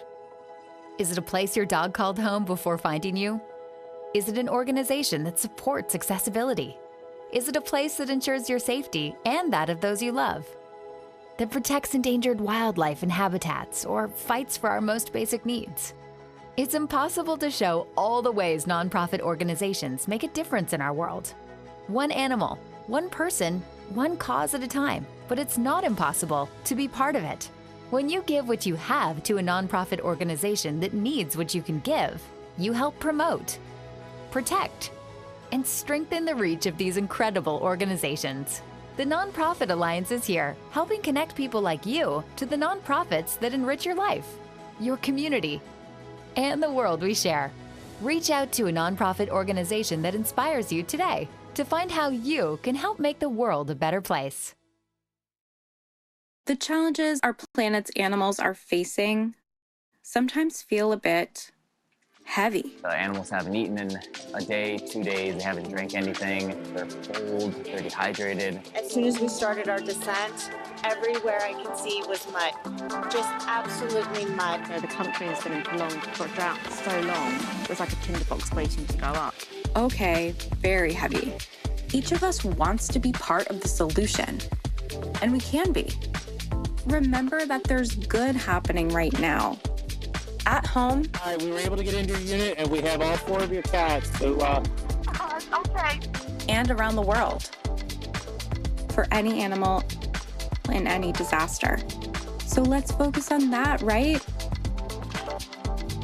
Be part of the solution, one rescue at a time. Search ifa.org/disaster ready.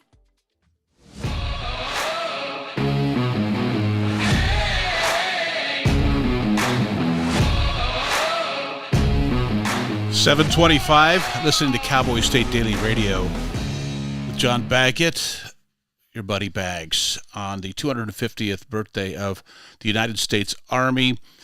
Big celebration, big parade going on in Washington, D.C. today.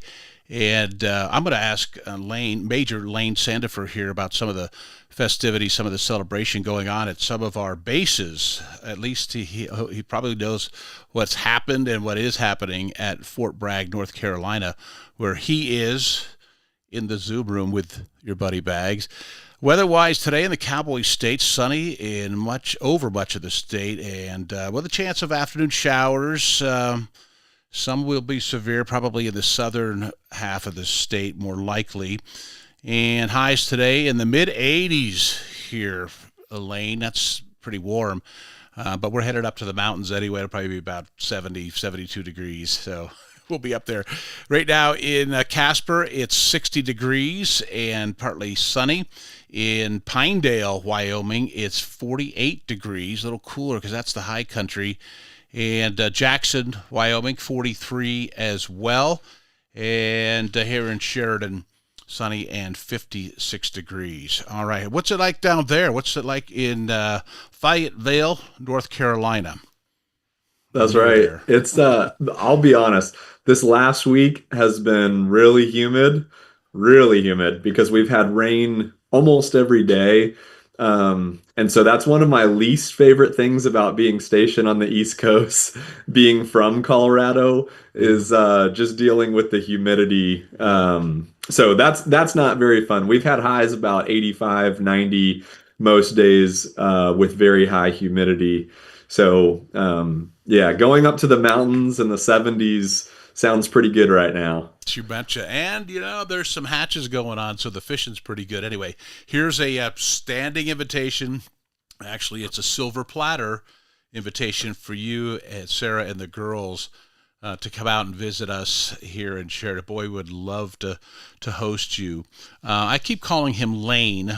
That's because we've known each other for many, many years now, and he and his family are close to us. He's had a big influence on my son, who's a captain in the Army, currently at Fort Bragg, down the street from where Major Lane Sandifer is working. And in that, generally, the numbers are up. I should say generally. I said it's across the board. Marines are up, the Navy, even Coast Guard, Air Force, and the Army, however, is recruiting-wise is up significantly, and in some cases, breaking records. And I'm just curious about that, Lane, because what it takes, especially if you go into some of the special forces, you're really making a commitment, a life commitment, and taking your family with you. But for an 18-year-old or older, Joseph was 25 when he made the decision to join the Army. What do you think is the catalyst for that? Why are recruiting numbers up, do you think? Yeah, it's a great question. From what I know and what I've heard, I think it has to do with a handful of factors. Because Army recruiting and across the military was kind of down, especially about a year or two ago. I think a lot of the services were having struggles hitting their goal recruiting numbers. But even before the administration changed this year, I think the recruiting was getting better, and it had to do with a variety of circumstances, to include what's going on right now. That I think one is like the Army commercials and social media marketing advertising campaign. I believe the Army has put more money towards it, but see, people, marketing works. They're getting into my realm, and I'm constantly telling people that. But yes, I agree. Yeah, and on that note, like just me personally, this isn't the Army's statement, but I think the commercials and the social media campaigns are just far better. It kind of seemed like a few years ago, I don't know, some of the marketing just wasn't that great. And more recently, I think there's been a big focus on kind of focusing the advertising on this idea that in the Army, we are, we live this warrior ethos of people that want to serve their country, do hard things, defend the people they love. And I think that makes a huge difference. I shared with you, I've served almost 6 years in the Ranger Regiment. Specifically their marketing. There was a recent commercial that I watched on social media that was emphasizing this idea of like, embrace the struggle, embrace the pain, keep grinding. And I think, that hits a different market of people that desire a challenge Well, and desire, doing something hard. I want to jump on that with Yeah. you. Joseph, when he did his Ranger school, he lost 34 pounds.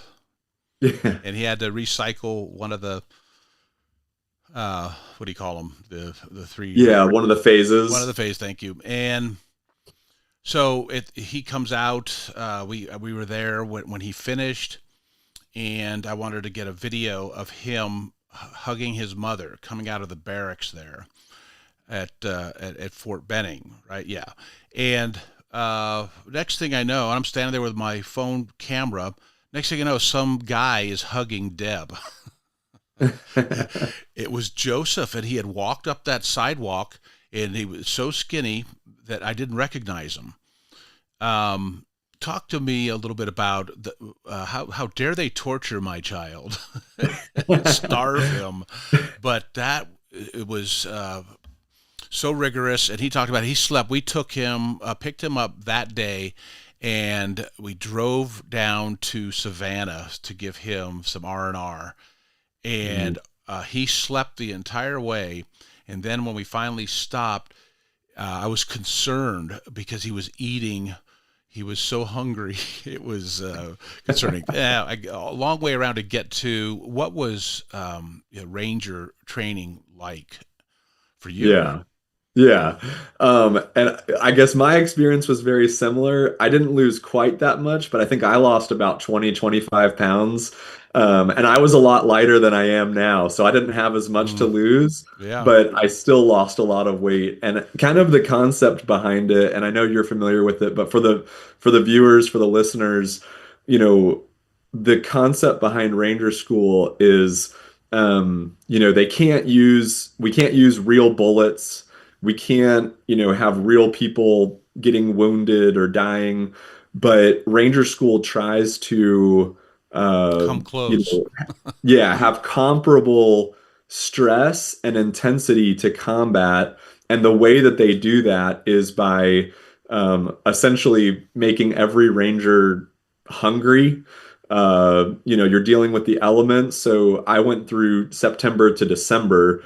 So you're either dealing with the cold, or if you're going through in the summer, the heat, the rain, so you're dealing with the elements, you're dealing with a lack of food. They take away your sleep. So, most nights in Ranger School, you might only be getting 3 or 4 hours of sleep, and it might not even be continuous because at some point you're getting woken up to pull security in your patrol base. And so they do all these things to mimic the stress of combat, to really, just put you under pressure to see how you lead and how you follow with that kind of intense stress. And it really does kind of weed people out, because I don't even know what the percentage is right now, but I know when I went through, I think it was typically like only about 30 or 40% of the people that start Ranger School actually graduate with their Ranger tab. Well, the experience, you talked about the sleep deprivation. Joseph told me the story in swamp phase. So are they in Georgia there, or are they down in Florida for swamp phase? Yeah, that's down in Florida. So they go through the swamps, and Joseph was telling me, that they zero sleep for ungodly number of hours. I don't remember. And they go out. It's a night hike in swamps, and they were at some point up to their waist in swamp water, walking in line. And he described it that the soldier in front of them, they have on the back of their hats something that is wouldn't say it glows, but it's something that he could see, and that he was supposed to follow that so that he could stay in line. And he described how he was following the person in front of him, and next thing you know, they're both up to their chest in swamp water. They had wandered off the path, and the guy in front of him was hallucinating. He was standing at a palm tree or whatever there in the swamp, a cypress tree, whatever that was. And he was hallucinating that he was taking money out of an ATM machine.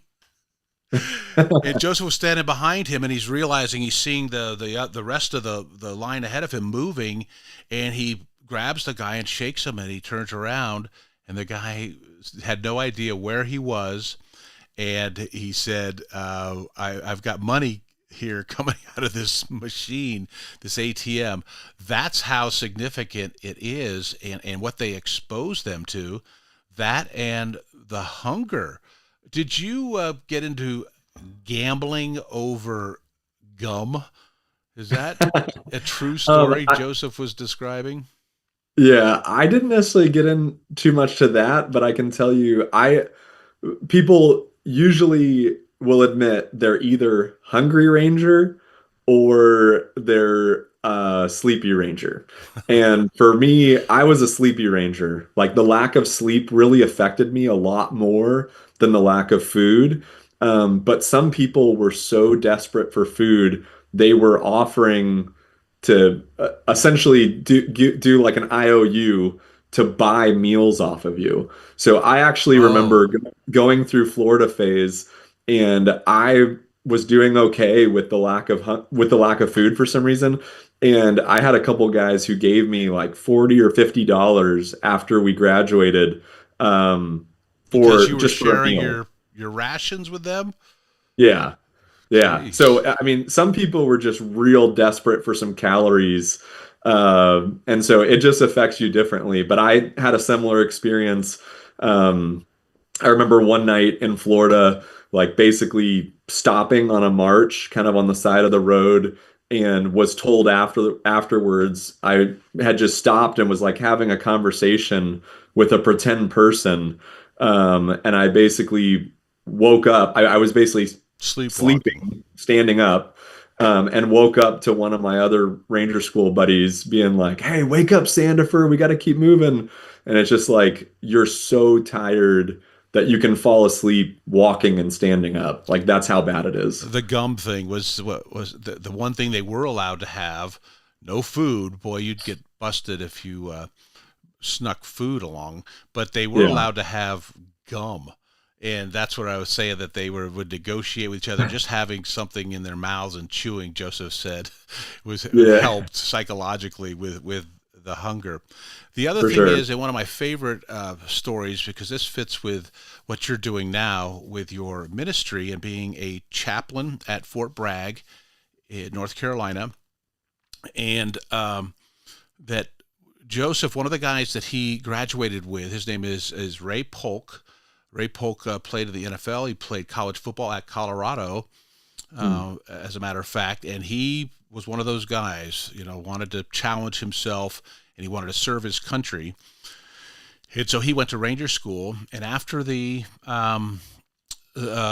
Joseph graduated, Ray, not graduated because we were together at that graduation, but after they finished and we were all out, just kind of celebrating their success, Ray Polk comes up to me and he says, "Mr. Baggett, if it wasn't for Joseph, I would not have made it." And Joseph shared his love of Christ with Ray during the experience at Ranger School, and in these moments of probably some fear, hunger and sleep deprivation and everything else they put them through physically and emotionally. They glommed onto each other, and Joseph shared his faith. And afterwards, Ray Polk invited Deb and I to his baptism is it Victory Pond, Victory Lake? Victory Pond. Victory Pond, the same day that you and I were together. And one of my favorite memories of that day is when the commander asked for all the Rangers, the current Rangers that were already Rangers, as you were, to stand up and give the Ranger Creed. And of course, I didn't know that was going to happen. And we were sitting together, watching Joseph at the graduation, and next thing I know, you stand up, and I have a video of that. I'm not going to play it right now because it's pretty significant creed. It goes on for a little bit, but it was so emotional to have you there, having done ministry with youth at our church with my son, who's now getting a Ranger tabbed, and listening to you do the Ranger Creed right next to me. And like I said, I have a video that I've saved all these years. Boy, what a moment. I bet for you that day, with as hard as that was, what a sense of self-accomplishment must have been. Yeah, absolutely. Yeah, I mean, honestly, Ranger School is by far one of, if not maybe the hardest thing that I've ever done in life. I mean, even harder than combat deployments, just because of the stress, the hardship, the lack of sleep, the lack of food, being away from family, in a way that's even different than deployments. Because I mean, even now on deployment, we have smartphones, we have computers, we can FaceTime with family. But when you're in Ranger School, like the only thing that connects you to your parents, siblings, spouse, kids is just writing letters, and so it's far different and just makes you feel more isolated from your loved ones. And it's an incredible accomplishment to finish that school, especially knowing that so many people that you start with didn't finish it with you.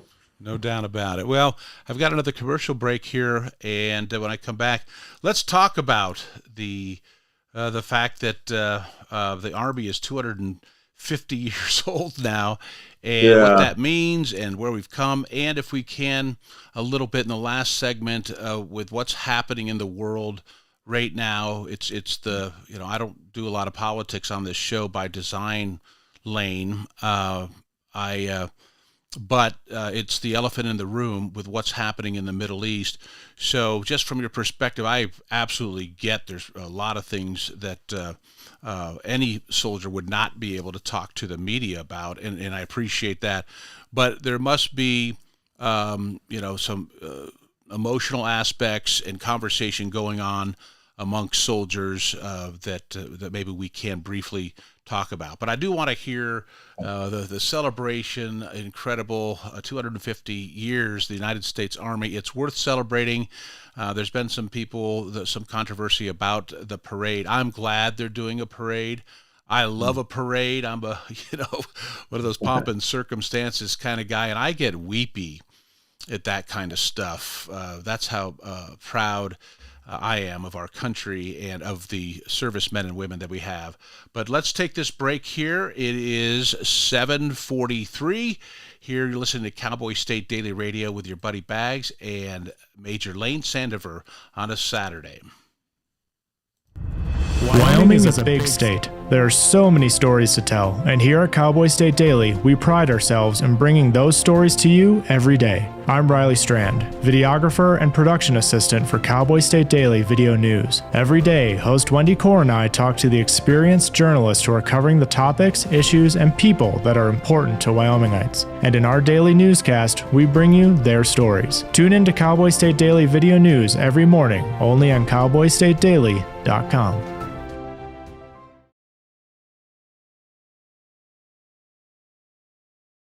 You're listening to the Cowboy State Daily Radio Network. Julie was always a voracious reader. She'd carry 2 novels on an airplane because she'd read one on a 3-4 hour ride. And at some point, I began to notice that she would read a page and couldn't remember what she had just read, and she'd have to go back and read it again.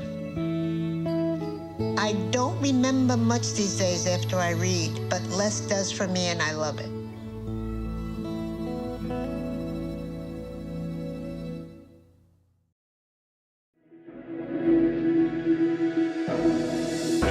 Logan Wilson here at the M Building in Casper, Wyoming. They do more than just support businesses and private events. They support nonprofits by offering reduced rates to help the community thrive.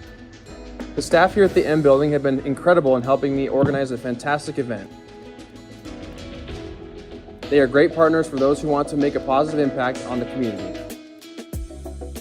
Come check out the M for your next event.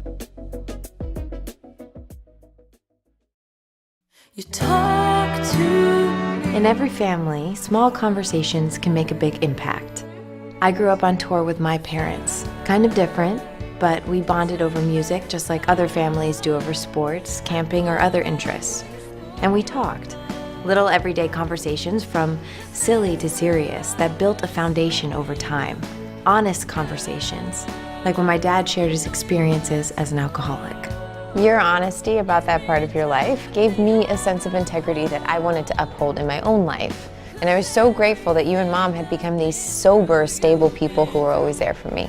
I wanted you to know from someone who's been in recovery more than 30 years now that hard work is what creates success, not alcohol or other drugs, whether it's music or anything else. I said it a lot, and I'm glad you took it to heart. Talk, they hear you. For more information about talking with your kids about underage use of alcohol and other drugs, visit underagedrinking.samhsa.gov.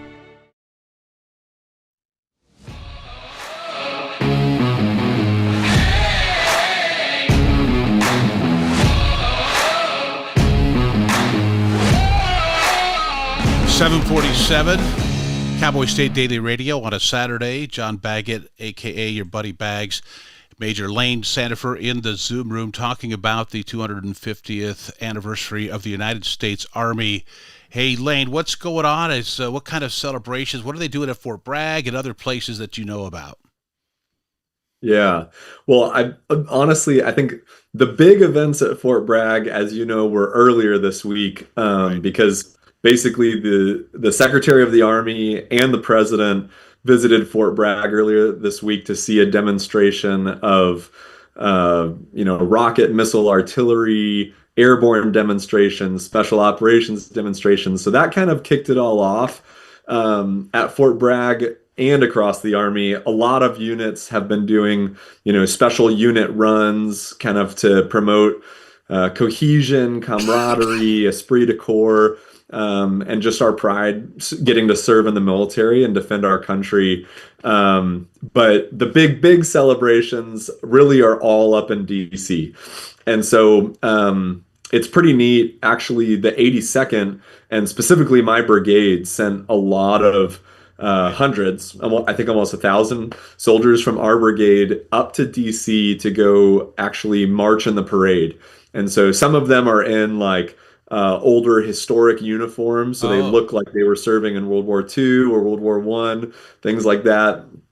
But a lot are just in their normal uniform as well. But there's vehicle demonstrations, flyovers. The Army's parachute team, I believe, is flying in something to present to the president.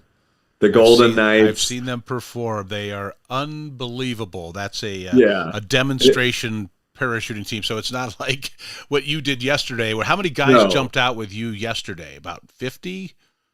Yeah. On my aircraft, there were about 60 of us, but there were 4 aircraft doing about 4 or 5 lifts. So there were almost 1,000 people that jumped that day. Wow. Which is what, Joe, I think, I don't know if he was or not, but I'm going to guess that Joseph was disappointed he wasn't one of the ones chosen to go to D.C. to march in it. If he's got any of my DNA in him, he would have loved it. He would love that pomp and circumstance as well, like his dad. Yeah. But he did get to, as jump master, take his company and in front of the Secretary of Defense. And was Hegseth there? I don't remember who. I don't know if he was there. I know the Secretary of Army was there, Driscoll. And President Trump were there, and they got to jump in front of him. So, and Joseph was very, very fired up about that. And as I can imagine, you probably were too, being able to, at your ripe old age, young man, to still be able to jump out of airplanes. What a thrill.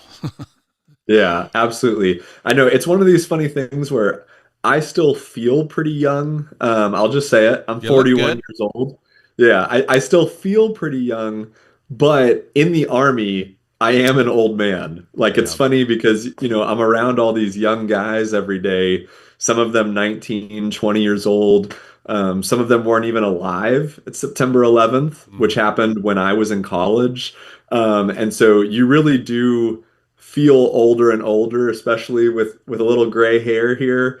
You look older than most of the people you're working with. But yeah, pretty awesome things going on today. And as you were talking about, the Golden Knights are just incredible. We were at an event earlier this year.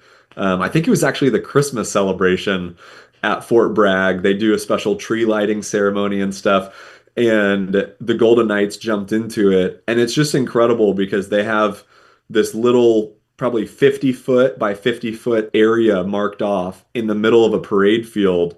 Yeah, and they'll all nail of their it. jumpers land right in the middle of it. That's how precise they are and professional. It's incredible. And very impressive. The last time we saw you, Sarah, and the girls in person was at a Halloween event at Fort Bragg. Do you remember that? Was it last year or the year before? I think it was the year before. But we were there visiting, and it was around Halloween, and you guys had a trunk or treat event there at the base. And I just had to laugh because your trunk or treats included howitzers and, troop carrying vehicles and tanks. And so they were decorated with all these families there, all the kids dressed up, some of the adults dressed up as well. But that is indicative. The Army does really try to create a family atmosphere and make it, the bases anyway, family friendly. I was so impressed with that. First of all, thousands showed up for it, and then I just love the camaraderie and the atmosphere that the Army has created where families are welcome. Yeah. Yeah, no, I love that too. I think, yeah, in all Army units at their best, they do some, we call them org days, but like organizational days, sometimes holiday festivities like the trunk or treat or tree lighting ceremony. There's always a big July 4th deal at Fort Bragg, most bases too, that are just so family friendly. Yeah. And there's always special things for kids, and it's really neat what our family has even gotten to experience in the military. Even just a month ago, I went to a special ceremony where Sarah and I got to, climb into a helicopter. Our kids have gotten into the back of armored fighting vehicles and in basically field ambulances and all sorts of cool Army equipment and vehicles and helicopters that, your average person has never gotten near. Well, pretty cool. Fort Bragg is incredibly impressive. It was Fort Bragg, then it was Fort Liberty, and it's back to Fort Bragg, but a different Bragg. I've learned all about it, and I understand it. But it is an impressive place. So you get on that base to visit, and by the way, I don't know if I should say this out loud if they'll come and get me, but Deb and I got lost on the base, and GPS we were in the Delta Forces area, and we were getting some kind of interference with our GPS. I can only imagine what kind of radio signals and whatever's going on there with Delta Force. And so it was sending us, the GPS was sending, we were just trying to leave. It was after we got to watch Joseph's company jump out of airplanes, and that was awesome and great. And we went, I think I took a wrong left turn when I should have gone right. And next thing you know, we're in the area where the Delta forces are, and the GPS is not working correctly. So we're driving around. But what we got to see there at Fort Bragg with the attack helicopters, with the troop carrying helicopters, there's an Air Force base. That's it. I'm going to let you describe what all is on Fort Bragg. It's something like 250,000 acres or something like that. The size of that base, very impressive. Yeah, no, it's enormous, and yes, there are some like one-way roads, and there are roads that curve, and some go into the woods.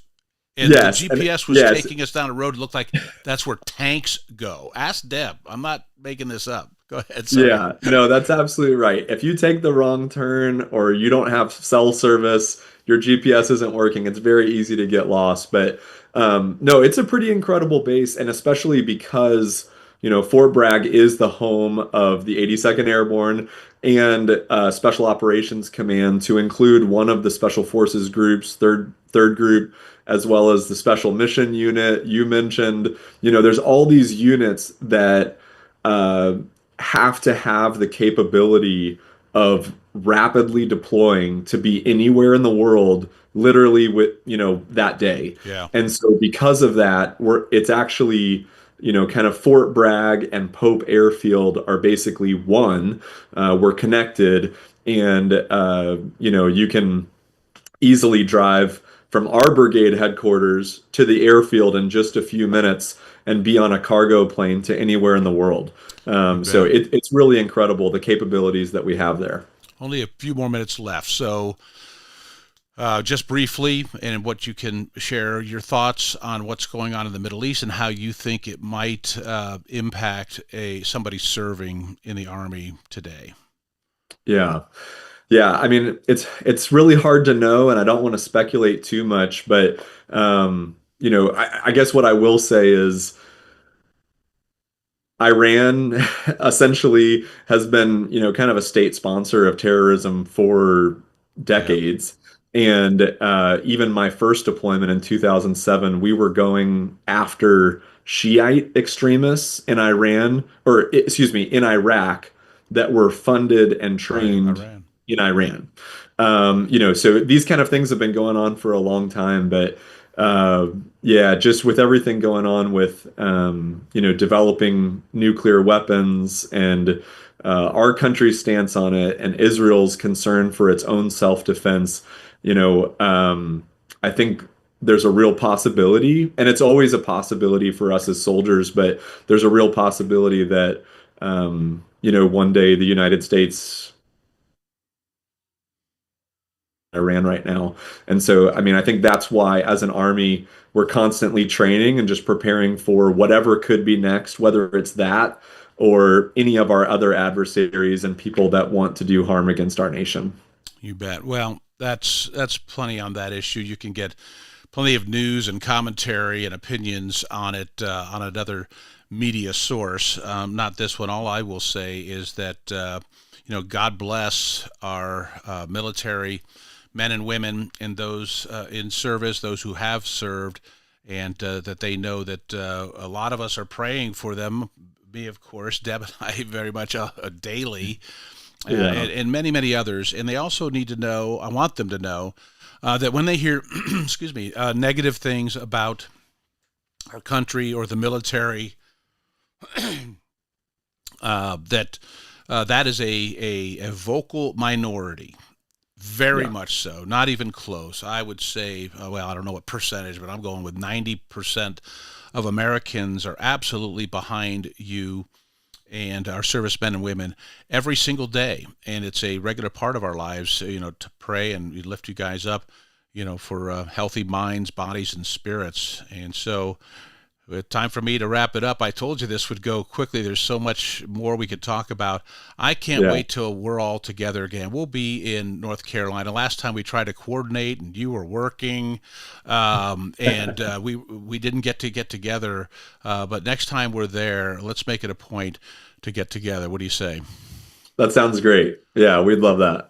All right. Well, it is. It's 8:00, and I've got Luke Tortelgeson with the Weatherbe Gun Manufacturing Company here in Sheridan, Wyoming. We're going to talk about hunting and outdoor life when we get back. You're listening to Cowboy State Daily Radio with your buddy Bags. It's 8:00.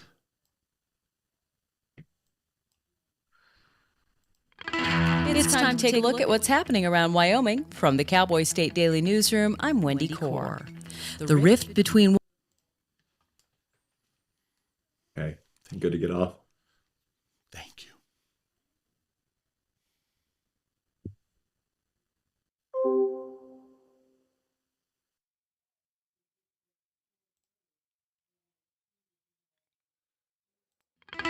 It's time to take a look at what's happening around Wyoming from the Cowboy State Daily Newsroom. I'm Wendy Core. With no Kings anti-Trump protests scheduled for at least 13 Wyoming towns Saturday, Governor Mark Gordon indicates that he doesn't expect the fiery scenes flowing out of Los Angeles because, quote, Wyoming is not Los Angeles. Cowboy State Daily's Claire McFarland reports that the Wyoming Democratic Party called on Gordon this week to reject any attempt by the president to federalize the Wyoming National Guard against protest and dissent. Governor Gordon, he didn't really offer like what he would do if Trump took over, but he was like, look, this isn't Los Angeles. Like, people protest here all the time without incident. I guess if I felt I needed to deploy the guard or had a formal request, I would evaluate the need for that. But people protest pretty much without incident here. In a Tuesday statement, the Wyoming Democratic Party said thousands of Wyomingites are preparing to protest peacefully and called using military force against American citizens unconstitutional and un-American. Representatives from utilities providing electricity to Wyoming residents responded with cautious optimism to Wednesday's news that the Environmental Protection Agency plans to roll back Biden-era emissions rules for coal-fired power plants. The move comes after clashes in federal court between the state of Wyoming and the EPA under Biden.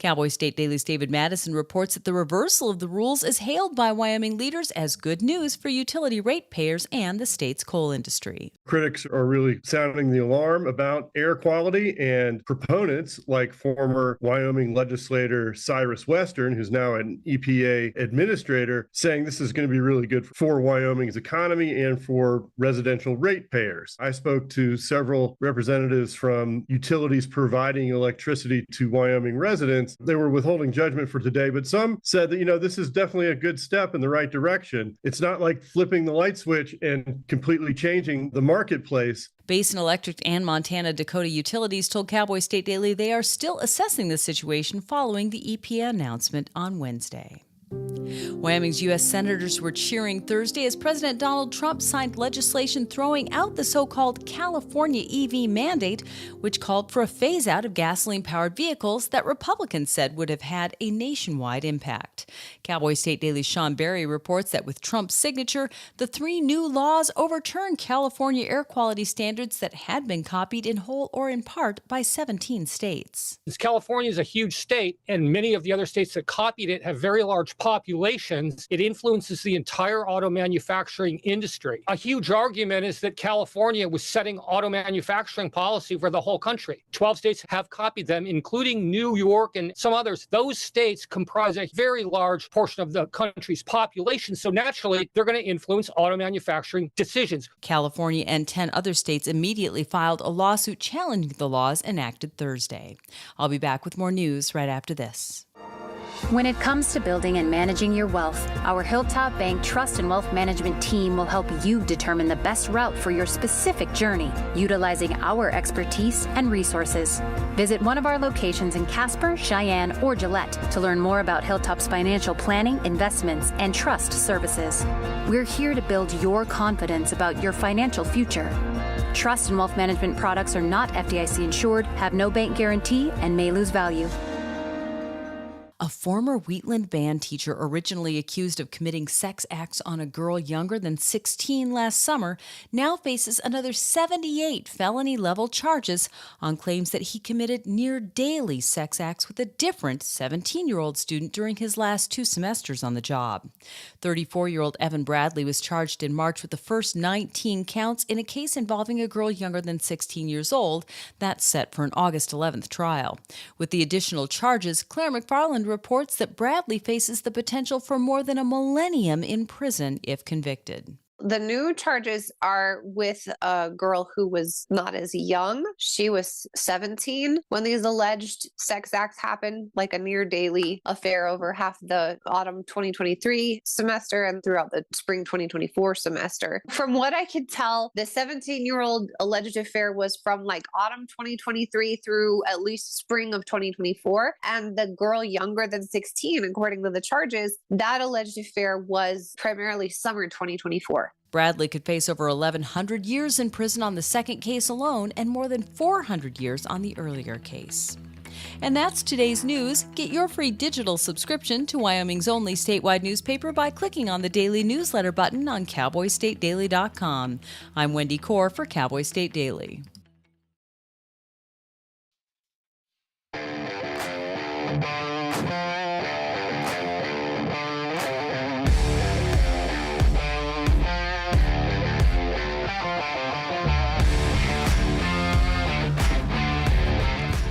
Good morning. Welcome back to Cowboy State Daily Radio. It's 8:05. Your buddy Bags, John Baggett, the host on Saturdays. It's Jake Nichols does our Cowboy State Daily Radio every weekday, Monday through Friday. And then I take over on Saturday. My show, my format is more about lifestyles, cool, fun events, things to do, places to go. And one of those things I love to do is hunt. And so I invited a gentleman by the name of Luke Torkildsen. Terrible. I've said it right and I've said it wrong. But Luke is the COO, Chief Operating Officer at Weatherbe Guns, Weatherbe Inc., Weatherbe here in Sheridan, Wyoming. And those of us who know a little bit about guns, just enough to be dangerous, as they say, we do know that Weatherbe, that brand, is legendary and iconic. And here at Sheridan, we're very proud of the fact that it is here in Sheridan, Wyoming. Briefly, let me do a quick weather. Sunny over much of the state today with a chance of afternoon rain and possibly some severe thunderstorms, particularly in the southern part of the state. Highs in the mid to upper 80s over a lot of the state, with lows in the 40s to near 60 degrees. We're headed up to the mountains here after the show, so we're probably looking at a high of about 75 up here in the Bighorn Mountains. All right, right now it is 57 degrees and sunny in Sheridan, Wyoming, where we're sitting. And, hey, Luke, welcome, and thank you for joining me today. What are you doing? What's your agenda look like today? I'm headed to Shreveport, Louisiana, first thing in the morning. Not a lot of people would go to Shreveport this time of year, but starting to get humid. The largest firearm distributor in the country is based out of Shreveport, and they are assembling 1,200 of the FFL dealers across the country. They're in Shreveport for a little dealer show, trying to help out with a little bit slower market right now. So I'm headed down there to hopefully help try to sling some Weatherbe rifles.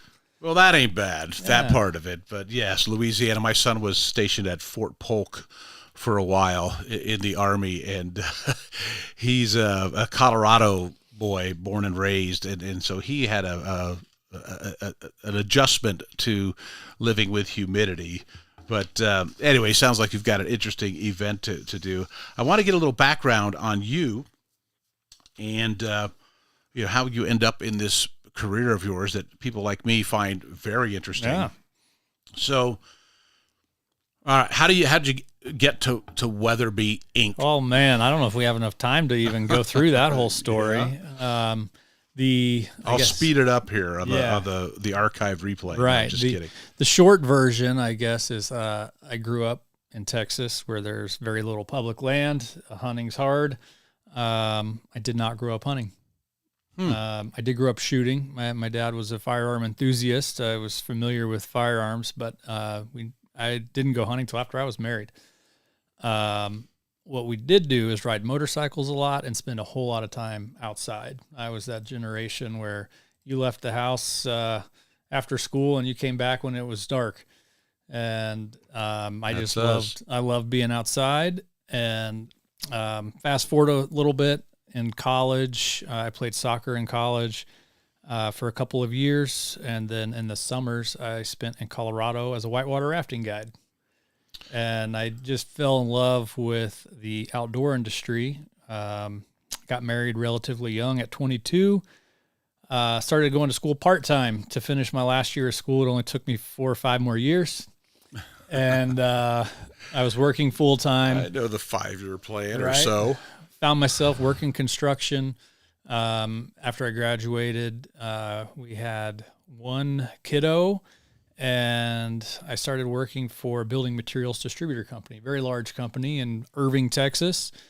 And I was working in product development. Great experience, but I found myself like, what am I doing? I was a whitewater rafting guide not that long ago. I want to be outside, and so At this stage, are you a hunting yet? at this point, I had just started duck hunting with some Okay. buddies. I Yeah, had a well, lab, and he was like, "Man, your lab's got some instinct. We should go duck hunting." I'm like, "Cool. What do I need?" Yeah. And I got ate up with it. Yeah, Real I bad. get it.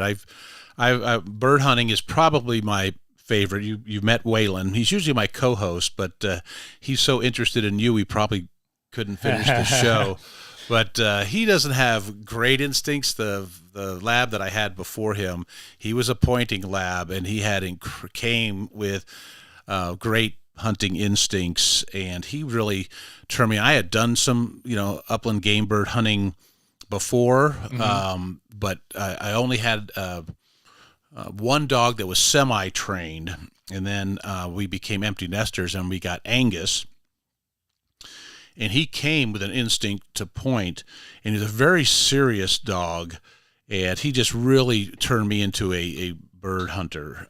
Just love to do that. It's that time outside Dogs with a can do dog. that, for sure. And and now Waylon, on the other hand, I would just describe Angus as, again, a pointing lab, and he was very serious and focused. Waylon, on the other hand, is an Abrams, since it's the Army's birthday today, an Abrams tank in the woods. He minds me, but he ain't slowing down for nothing. Got no quiet. He got no quiet, and I love him. He's very much a family dog, lap dog. He just has those. That's why we're lab people, because I love hunting with my buddies who have other breeds of hunting dogs, and they're great, absolutely great.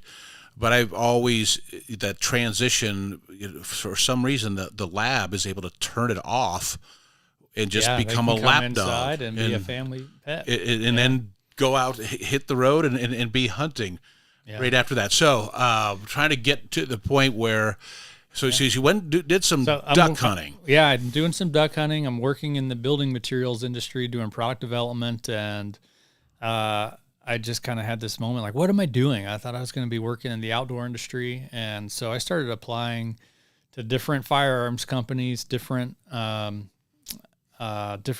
industry companies. And everybody just says, you got no experience. Like, man, okay. How do you get experience? I had like some relevant outdoor exposure, whitewater rafting guide, but more on like a professional capacity, not so much on the business side. So I started a chapter of Ducks Unlimited. We did a pretty good job. So you were hooked with that. Oh yeah, duck hunting we had experience. a group of friends that we were going all the time, and we spent a lot of time early mornings just doing duck hunting things in the North Texas area, Lake Ray Roberts, Lake Louisville. That's about the majority of the public land that you can hunt. And where is that? Which state? That's just north of Dallas. Gotcha. So I'll try to cut some stuff out here. So I ended up landing a job at Coleman, the outdoor company in Golden, Colorado. I've got some of their products. Yeah, pretty much everybody probably does. But learned a whole lot about what not to do in the outdoor industry and marketing and business. They had ownership at the time by Jarden, a publicly traded company that they just were trying to milk every bit out of that brand. Spend no money in marketing, just rely on the history of the company. And I bring this up because I think it's relevant later in the story. But they just did a terrible job running the brand into the ground, essentially. And that was at the time when Walmart was really coming on strong with private label, Ozark Trail. We got to the point where we were doing our line review with Walmart in Shanghai. So they would be like, yep, that's a good product. That's a good product. That one, we're just going to go do ourselves with our brand. Yeah. And it's like, man, this is cutthroat. And a recruiter called me. At this point, I had taken up archery hunting and some big game hunting. And so did you have dudes or women in your life that were taking you under their wing, or were you seeing it happening and saying, I want to do that? I was, I had a couple buddies that we all were kind of getting into it at the same time. So we were that's great. Watching videos. And how old are you at this point? 30, yeah. 30. We got real into the archery side of things. I drew some tags in Colorado, harvested my first elk with a bow. I was going to ask you what your first big game experience was. Was it elk hunting? Technically, I guess it would be pig hunting down in where we duck hunted. We were seeing hogs all the time. And so we're like, we should get bows and shoot these pigs. So we did that. And then that turned into deer. As simple as that. Yeah, that turned into the deer. And then that turned into elk. And a recruiter called me at Bear Archery. I was in product development at Coleman, the director of product development. And this recruiter calls for Bear Archery, says they don't have crossbows, but they want to have crossbows in a year and a half. And I'm like, I've never touched a crossbow in my life, but I'm your guy. Yeah, let's go test them out today. So that's exactly what happened. Did you bring any with you that we could? No. I've got quite a few at home. I've never fired a crossbow ever. That's that was a really fun project. I'm still like a vertical bow loyalist, but I learned a ton about product development, even more so like analyzing the market, figuring out what's working, what can you do different, what do you not need to do different. Launched that program ahead of schedule, on budget. It was a blast. Had an opportunity to go to Walther down in Fort Smith, Arkansas, as the vice president of marketing and product development. Got very excited to get into the firearms industry. That's kind of where I wanted to start, but I didn't have that experience, and now I just accumulated a little bit of experience. Walther was like a great spot, great products, not so great on the marketing side of things. So came in, was able to make some strides there. Had some really fun projects to work on, the Walther PPQ, the PPSM2, did a lot of defense stuff. And around 2018, Weatherbe at SHOT Show announced that they were going to be moving to Wyoming, and we missed the West. We missed living in Colorado, and I want to talk specifically about that, and then your time at Weatherbe. I know you were heavily involved with the marketing at one point, and you must be doing something right because you're COO now, and I want to talk about that. But before we get there, some of the experience, you and I are friends on Facebook, and I follow you around the world, Luke, and I'm completely impressed. I've seen pictures of you. Well, I'll let you describe what some of the game, I say big game, but it may not always be big game, but some of the impressive pictures I've seen of you big game hunting around the world. Where have you been and what have you hunted? Oh man, I've been really blessed to get to hunt in a lot of really cool places. Probably the coolest was Kyrgyzstan.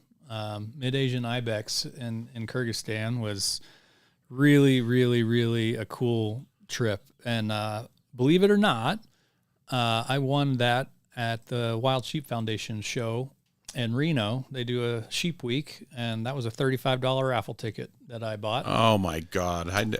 Just never that lucky. Yeah, I'm not either. That was the first and only. They do something called the Less Than One Club. So if you have killed less than one wild sheep in your life, you can enter this raffle. And it's a way that, because sheep hunting is not a poor man's sport. It is, And an ibex is a sheep, I guess. Well, yeah, it's a goat in the goat family, but kind of the goat and sheep get lumped together. And ibex, I guess, would be a little more affordable in the grand scheme of things compared to sheep, but still not. I mean, where was that in the world again? Kyrgyzstan. And I've seen the pictures. Some of my audience can as well. That it looks like incredibly rough terrain. It is the foothills of the Himalayas.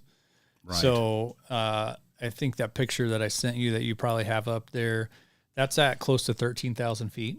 Oh, geez. And we're looking up in the distance at mountains that are in the 20s, which is wild to be at.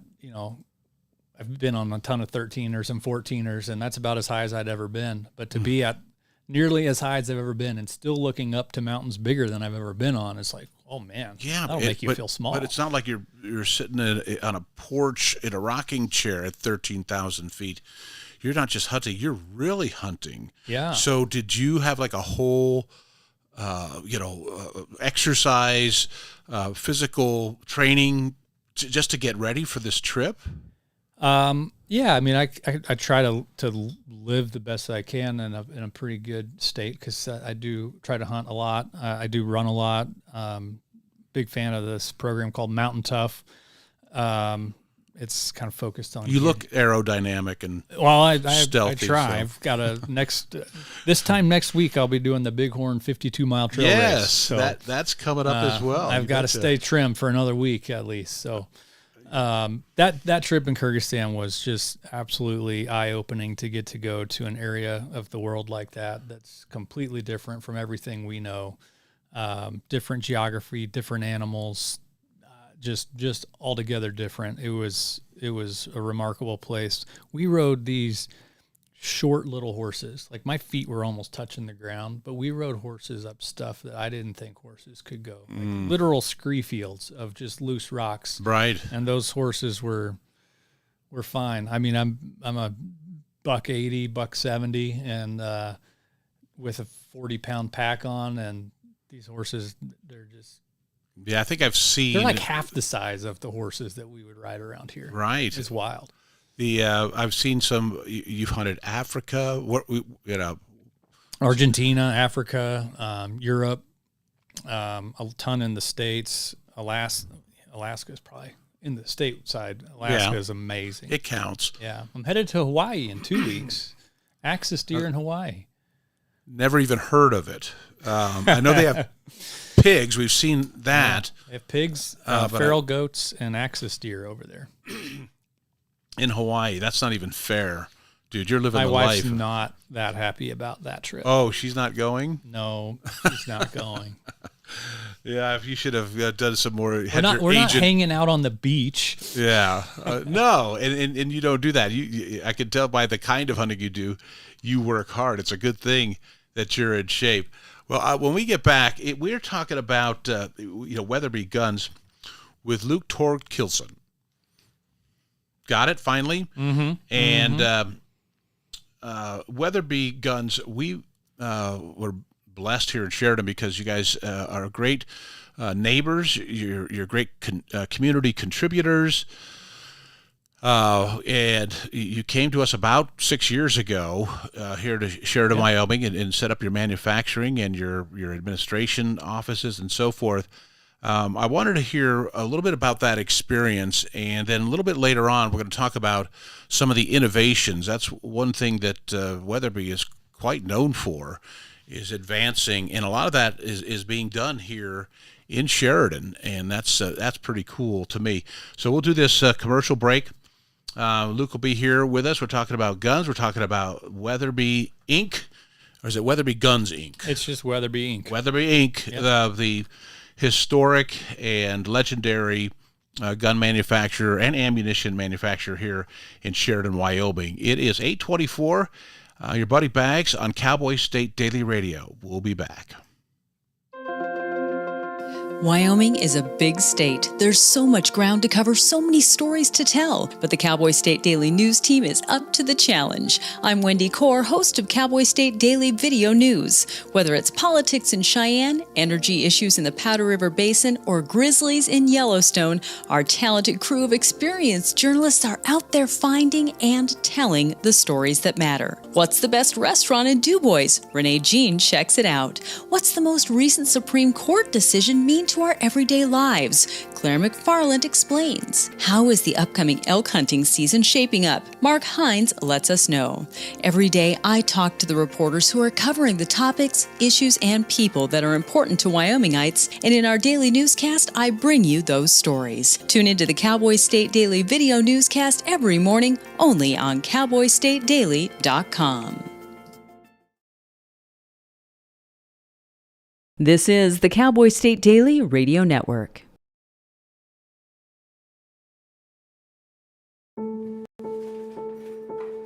We all make choices. When it comes to alcohol, kids make choices whether to drink or not. Bye, Dad. Bye-bye. Remember, I'm going to Alex's party tonight and sleeping over. Have fun. Hey, have a seat for a second.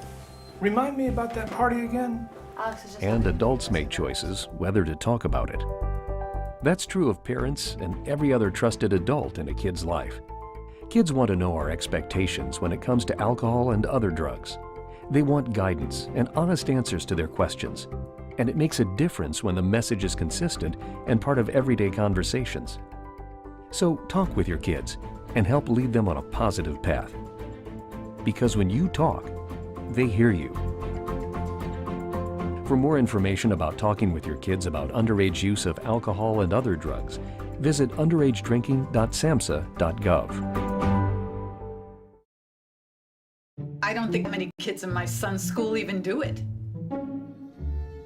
He makes fun of his friend who vapes. He would never try it. She's into soccer. She's on the honor roll. She's just not the type. No way. No way. No way. No way, my kid would never vape. Get your head out of the cloud. Today, nearly 8,000 kids will start vaping. Maybe even yours. Learn about the dangers at talkaboutvaping.org.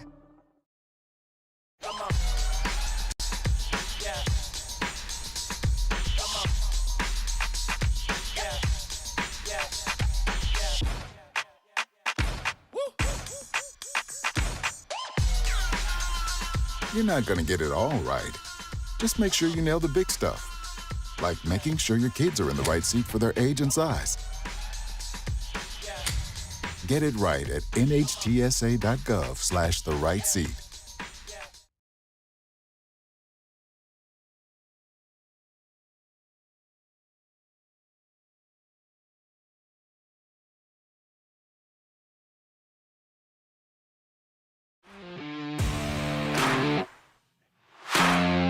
Hey, welcome back. 8:27 on a Saturday, Cowboy State Daily Radio. John Baggett, a.k.a. Bags. Luke Torkelson. With Weatherbe Inc., Weatherbe Guns, manufacturer and innovators here in Sheridan, Wyoming, and have been now for upwards of 6 years. You've been here. 2019, correct? That's when Deb and I came back. I more or less grew up here, got here in the late 70s, and left off for college and came back 30-some years later after 32 years in Denver.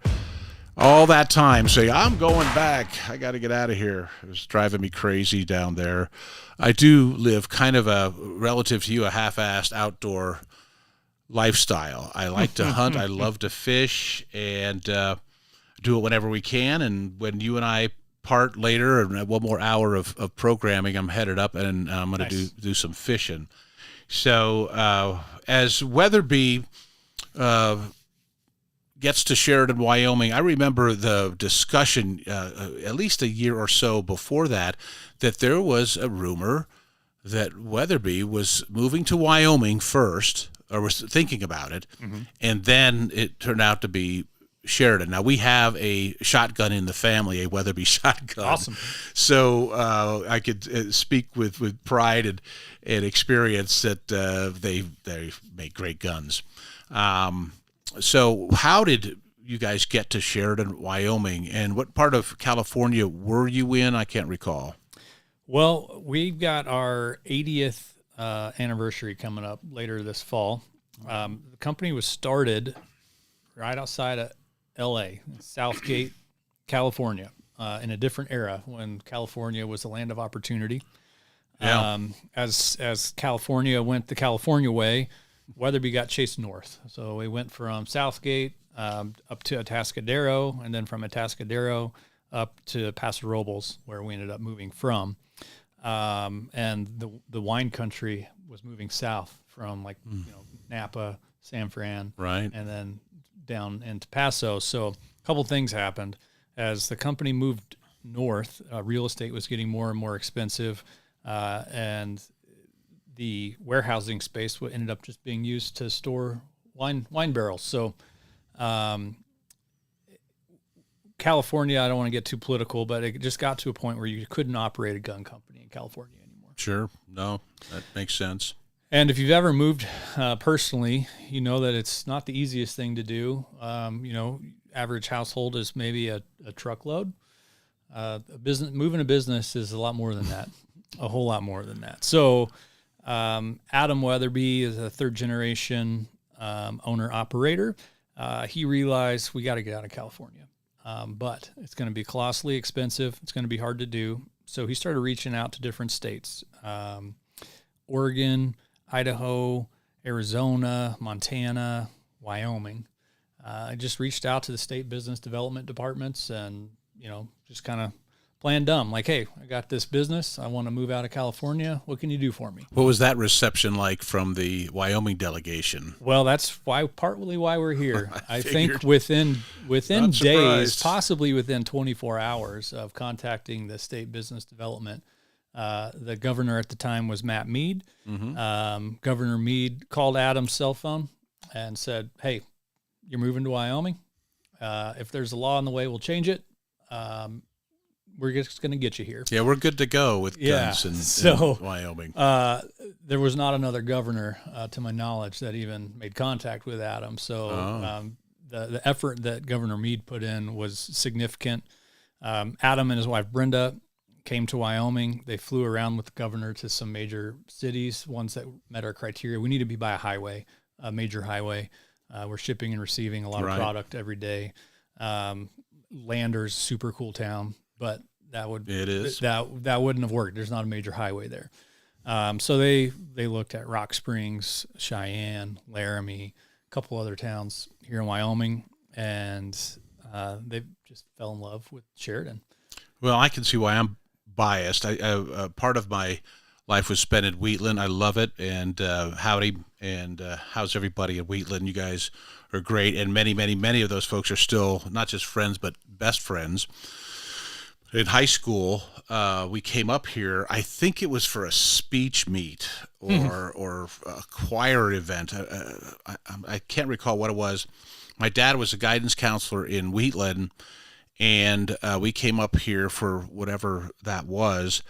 And I remember him and I both going, yeah, I like it here. It's a pretty cool place. The Bighorns. So yeah, so it ended up being Sheridan, and so it ended up being Wyoming. Ended up being Sheridan. The state put a great package to help with some tax incentives, some help with. For a while, we had to have dual employees. You don't move a manufacturing facility overnight, right? So we had to hire Wyoming-based employees that are essentially going to be replacing the California-based employees and send them to California so they can learn the job that they're going to be performing.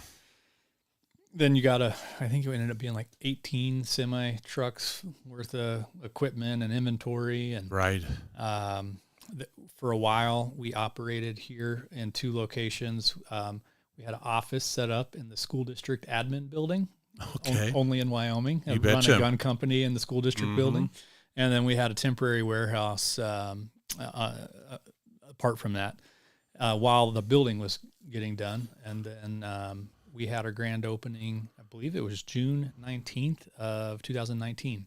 Yeah, that's 6 years ago next week. We had most of the office crew moved this time. It was like June 20th of 2018. So for about a year, we had a crew here, we had a crew in California, and then we shut everything down in California June of 19. And now this is our sole facility. We don't have a remote employee. Every employee is here in Sheridan. You bet. And some of the employees from California did make the transition, and probably some didn't. Yes, about 18 made the move. A lot more wanted to. But for lots of reasons, family reasons, split families, you name it. Most everybody wanted to come. Not everybody could. We had about 70 employees at the time. We've 18 made it. There's 12 left. There was a couple that first winter happened, and they're like, "Yeah, we're out." Yeah. Oh, I remember talking to friends of mine when it was determined you were moving here. I said, "Well, I wonder how many of them that first winter hits. If it's a mild one, maybe they'll stay a year. But if we have one we could be known for, they may skedaddle." Yeah. But so describe a little bit about the facilities here. Sure. It's North Main Street, just off North Main Street, in an area that they've deemed somewhat industrial, although it's funny because in most places in Wyoming, with the views that you have from there and some of the open space around it, it ain't bad for an industrial area. But you guys if you say industrial park, it's probably not what comes to most people's mind. It's a gorgeous place. And it's a very impressive facility. You yourself, actually, I don't know if you remember, it's been 5 years ago that you gave me the tour of it, and I think there was a couple other with me, but there's some cool hidden places in that place. You should probably come up again. It looks so different. Oh, really? From 5 years ago. Huh. We've done a lot. We have about 75,000 square feet under the roof there. We've done a lot of insourcing as we got chased north in California. We had to do a lot of outsourcing because we were losing square footage, and so we were outsourcing processes to other machine shops and whatever. Now we've brought a ton of that back in. Seems like we're getting new CNC machines all the time, new operators. CNC being computer controlled machining centers. Got it. We've doubled the size of our business since moving here, both headcount and revenue. Amen.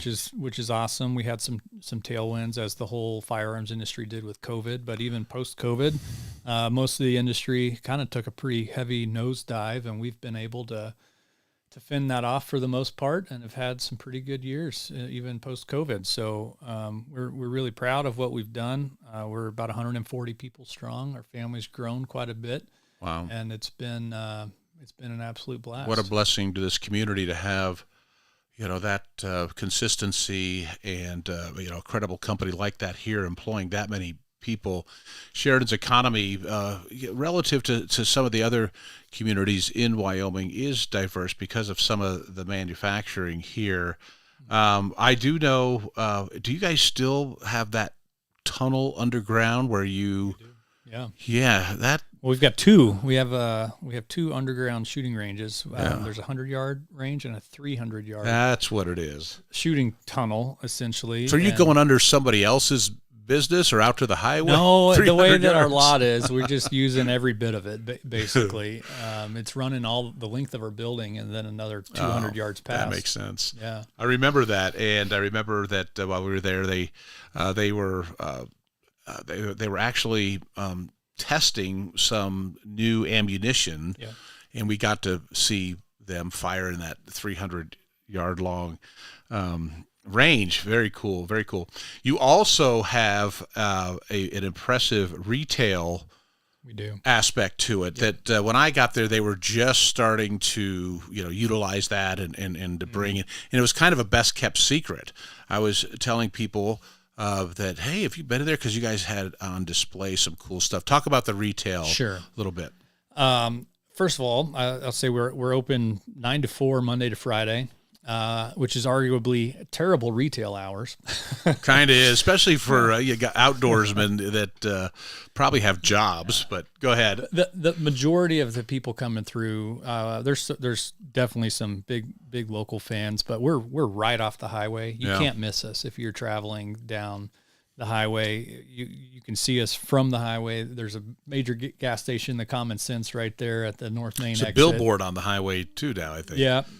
So we get a lot of people that are traveling that want to stop in. Our goal is to not take sales away from some of our great retail partners around Rocky Mountain Discount Sportsman's Warehouse. We got Sports Lure in Buffalo. We're not trying to displace their business at all.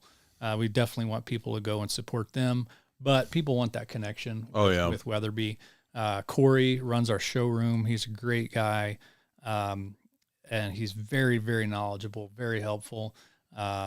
We do a little bit of service. If you call ahead, we can kind of help do some service, but we get rid of a lot of our seconds marketing products through the showroom. So I see. Those kind of come in and out almost every day. So there's some savvy locals for sure that come in almost weekly, just like, oh, what's on the second rack today? Maybe I should go check that out. I've been delinquent. It's been a while since I've been out there. I promise I'll be out there here soon. You mentioned some of the retail places here in town that carry your product. Most of them, if not all of them, have Weatherbe specific. Yes, Weatherbe with your logo.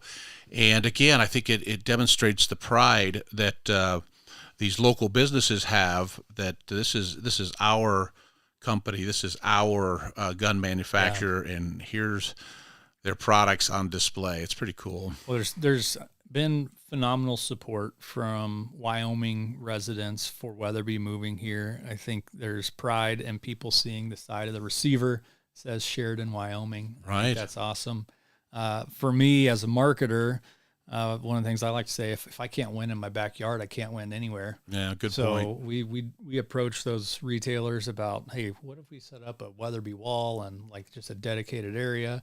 You guys have much better retail than us. Sportsman's, Rocky Mountain Discount Sports especially, they're open like 8 a.m., like 8 to 8, Monday to Sunday. So they've got really good retail hours to support hunters, and we want to make sure we've got a good representation for if our showroom's not open, then they can go find it somewhere. You bet. Yeah. Well, I do want to talk about some of the innovations, something we're going on. And of course, we haven't even mentioned the fact that you guys manufacture ammunition here in Sheridan, Wyoming as well. But constantly, that's what I read, that's what I pick up. I am on a newsletter list that says Weatherbe's up to this, we're doing that. And so let's talk about some of the innovations that you guys are up to at Weatherbe when we get back. It's 8:42 on a Saturday with your buddy Bags, and we're talking Weatherbe guns when we get back on Cowboy State Daily Radio.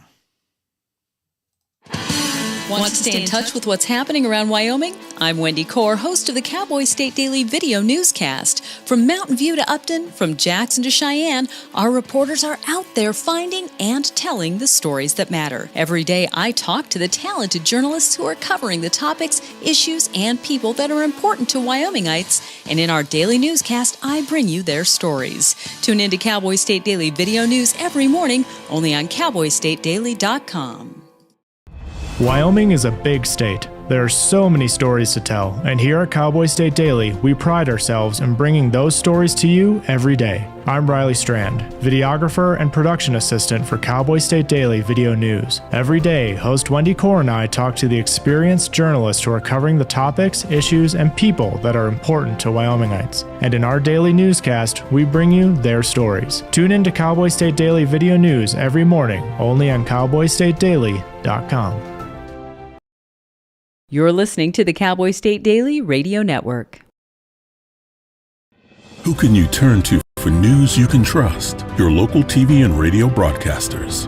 You trust us to keep you safe during times of crisis and to deliver the weather, sports, and entertainment you rely on every day. We bring you the facts you need to make decisions that matter. And as misinformation floods social media, you can trust your local stations to deliver the truth. Text TV to 52886 and tell Congress you rely on your local stations for trusted news. You handle the healthcare, we'll handle the marketing. In need of a spark for marketing your medical practice? Loom Studio provides creative and strategic healthcare marketing that illuminates the path to bigger and better experiences for your business and your patients. We specialize in branding and design, social media, website design, SEO and SEM, not to mention content creation, public and media relations, and marketing metrics to ensure you're getting results. If you're looking to increase your patient engagement and retention, enhance your community impact, and streamline your marketing efforts, our team is ready to help you achieve your goals. Contact us today and learn more at loomstudio.com.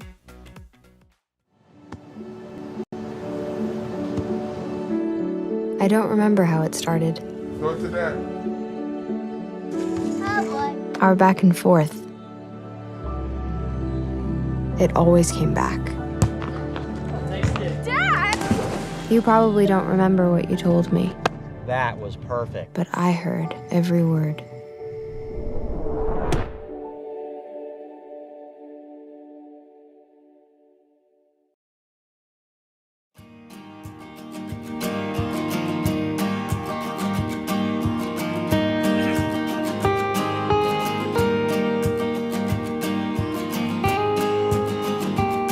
Welcome back to Cowboy State Daily Radio with John Baggett and Lou Torkelson with Weatherbe Inc., Weatherbe of Sheridan, Wyoming fame, and the 80-year legacy of great guns. Great guns! Yeah. Great guns. Great.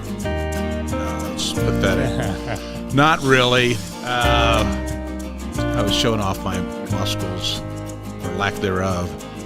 But they are great guns, and we have a shotgun here at my house from Weatherbe. My son Joseph uses it. He's the Ranger tabbed commander at Fort Bragg. Nice. And he loves his Weatherbe shotgun. So, what is the most popular? I assumed it is shotguns, only because of our experience with them. But what is the most popular product that Weatherbe manufactures today? Certainly changes a lot from year to year. During COVID, it was shotguns. Shotguns were selling great. Mm-hmm. In this post-COVID world that we live in now, shotguns almost all are imported, whether they're from Weatherbe or not. With the tariffs and everything going on, we're definitely seeing slowing across the industry on shotguns. Interesting. Currently, I'd say it's the Model 307. So that was a rifle that we designed, developed, and launched all with our Wyoming-based team. We do a ton of the manufacturing right here in Sheridan. It's basically our take on a 700 action. It's got a couple cool, unique features that are unique to Weatherbe. You're getting a custom gun builder and a production gun price. There's a lot of the details on that right now on your website. I saw that. So somebody wanted to get a little bit more information about the 307. I love that it's the 307. Yeah. There's some marketing, branding genius right there. Wyoming's, for those of you listening outside of Wyoming, that's our area code. For the whole state, the only one. You betcha. And love that aspect of it. So, where I was going with that was that some of the innovations now, I'm sure, have gone into the Weatherbe 307. Yep. So what are some of the things that changes and maybe what you've included with this new product? Well, there's the 307 is basically a family. So it's a family of rifles that have a bunch of different stocks. Okay. The action itself, like I said, it's our take on a 700 action, but ours is fully cylindrical, front and rear. So the mounts are a little more robust. Also, we use 832 scope mount screws, which are bigger than the typical 642s. Okay. So you can get a little more torque on your scope. We have a tool-free bolt takedown, very smooth bolt raceway. So when you lift your bolt handle and cycle the bolt, you get a very smooth action. We use a TriggerTech trigger, single stage, feels really, really nice. And then depending on which model you go with, in the middle of all of this move, we started a separate accessories company called Peak 44. We set out Peak, P-E-A-K. P-E-A-K. We're on the 44th parallel here in Sheridan. See a lot of local ties here. Mm-hmm. We make our own carbon fiber stocks in our facility, market them as Peak 44, and they go on a lot of the Weatherbe products, both in the Mark V and the 307 line, and it's essentially the lightest, stiffest carbon fiber stock out there. And the ergonomics are fantastic. So we've got a model that's been very popular right now, the Alpine CT, which is a carbon barrel, and the Alpine ST, which is a steel barrel. Both of those have been doing great. They use the Peak 44 Bastion stock, with a little bit more of a vertical grip, longer forearm that has 2 swivel studs if you want to run a bipod. Just a great setup. And I mentioned, too, for the folks that don't know, that you guys manufacture ammunition as well. What ammunition do you manufacture? And is all of that or some of that done here in Sheridan as well? Almost all of it's done here. Over the years, we've had some different manufacturing partners for ammo, but we do all the loading. We don't make any of the 4 components, primer, powder, case, and projectile. We don't make any one of those, but we order all of those from different places and assemble them here in Sheridan. We have 16 proprietary Weatherbe cartridges from 224 Weatherbe all the way to 460 Weatherbe.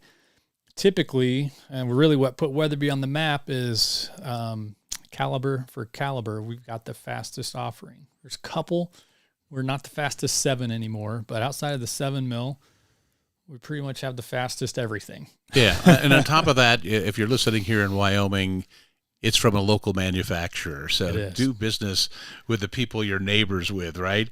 So I do want to get to some of the things that you guys are up to and you are personally up to. But I also wanted to talk a little bit about the hunting heritage. You mentioned the ebbs and flows of shotguns going up and down and the impact on COVID and so forth. So how active is Weatherbe in that lane with activism and support of Second Amendment rights and just the hunting heritage in general? Big time. We support pretty much every major NGO out there, from Ducks Unlimited to Rocky Mountain Elk Foundation. Adam Weatherbe was on the board of the Mule Deer Foundation until he termed out. I actually replaced him on the board. I'm the secretary of the board for Mule Deer Foundation. We do a lot of fundraising with those guys. We can't give that many free guns, but look at a group like Ducks Unlimited. They do tens of thousands of guns through their banquets every year. They buy the majority of those. We give them a great price that they're able to then turn around and use those for fundraising dollars.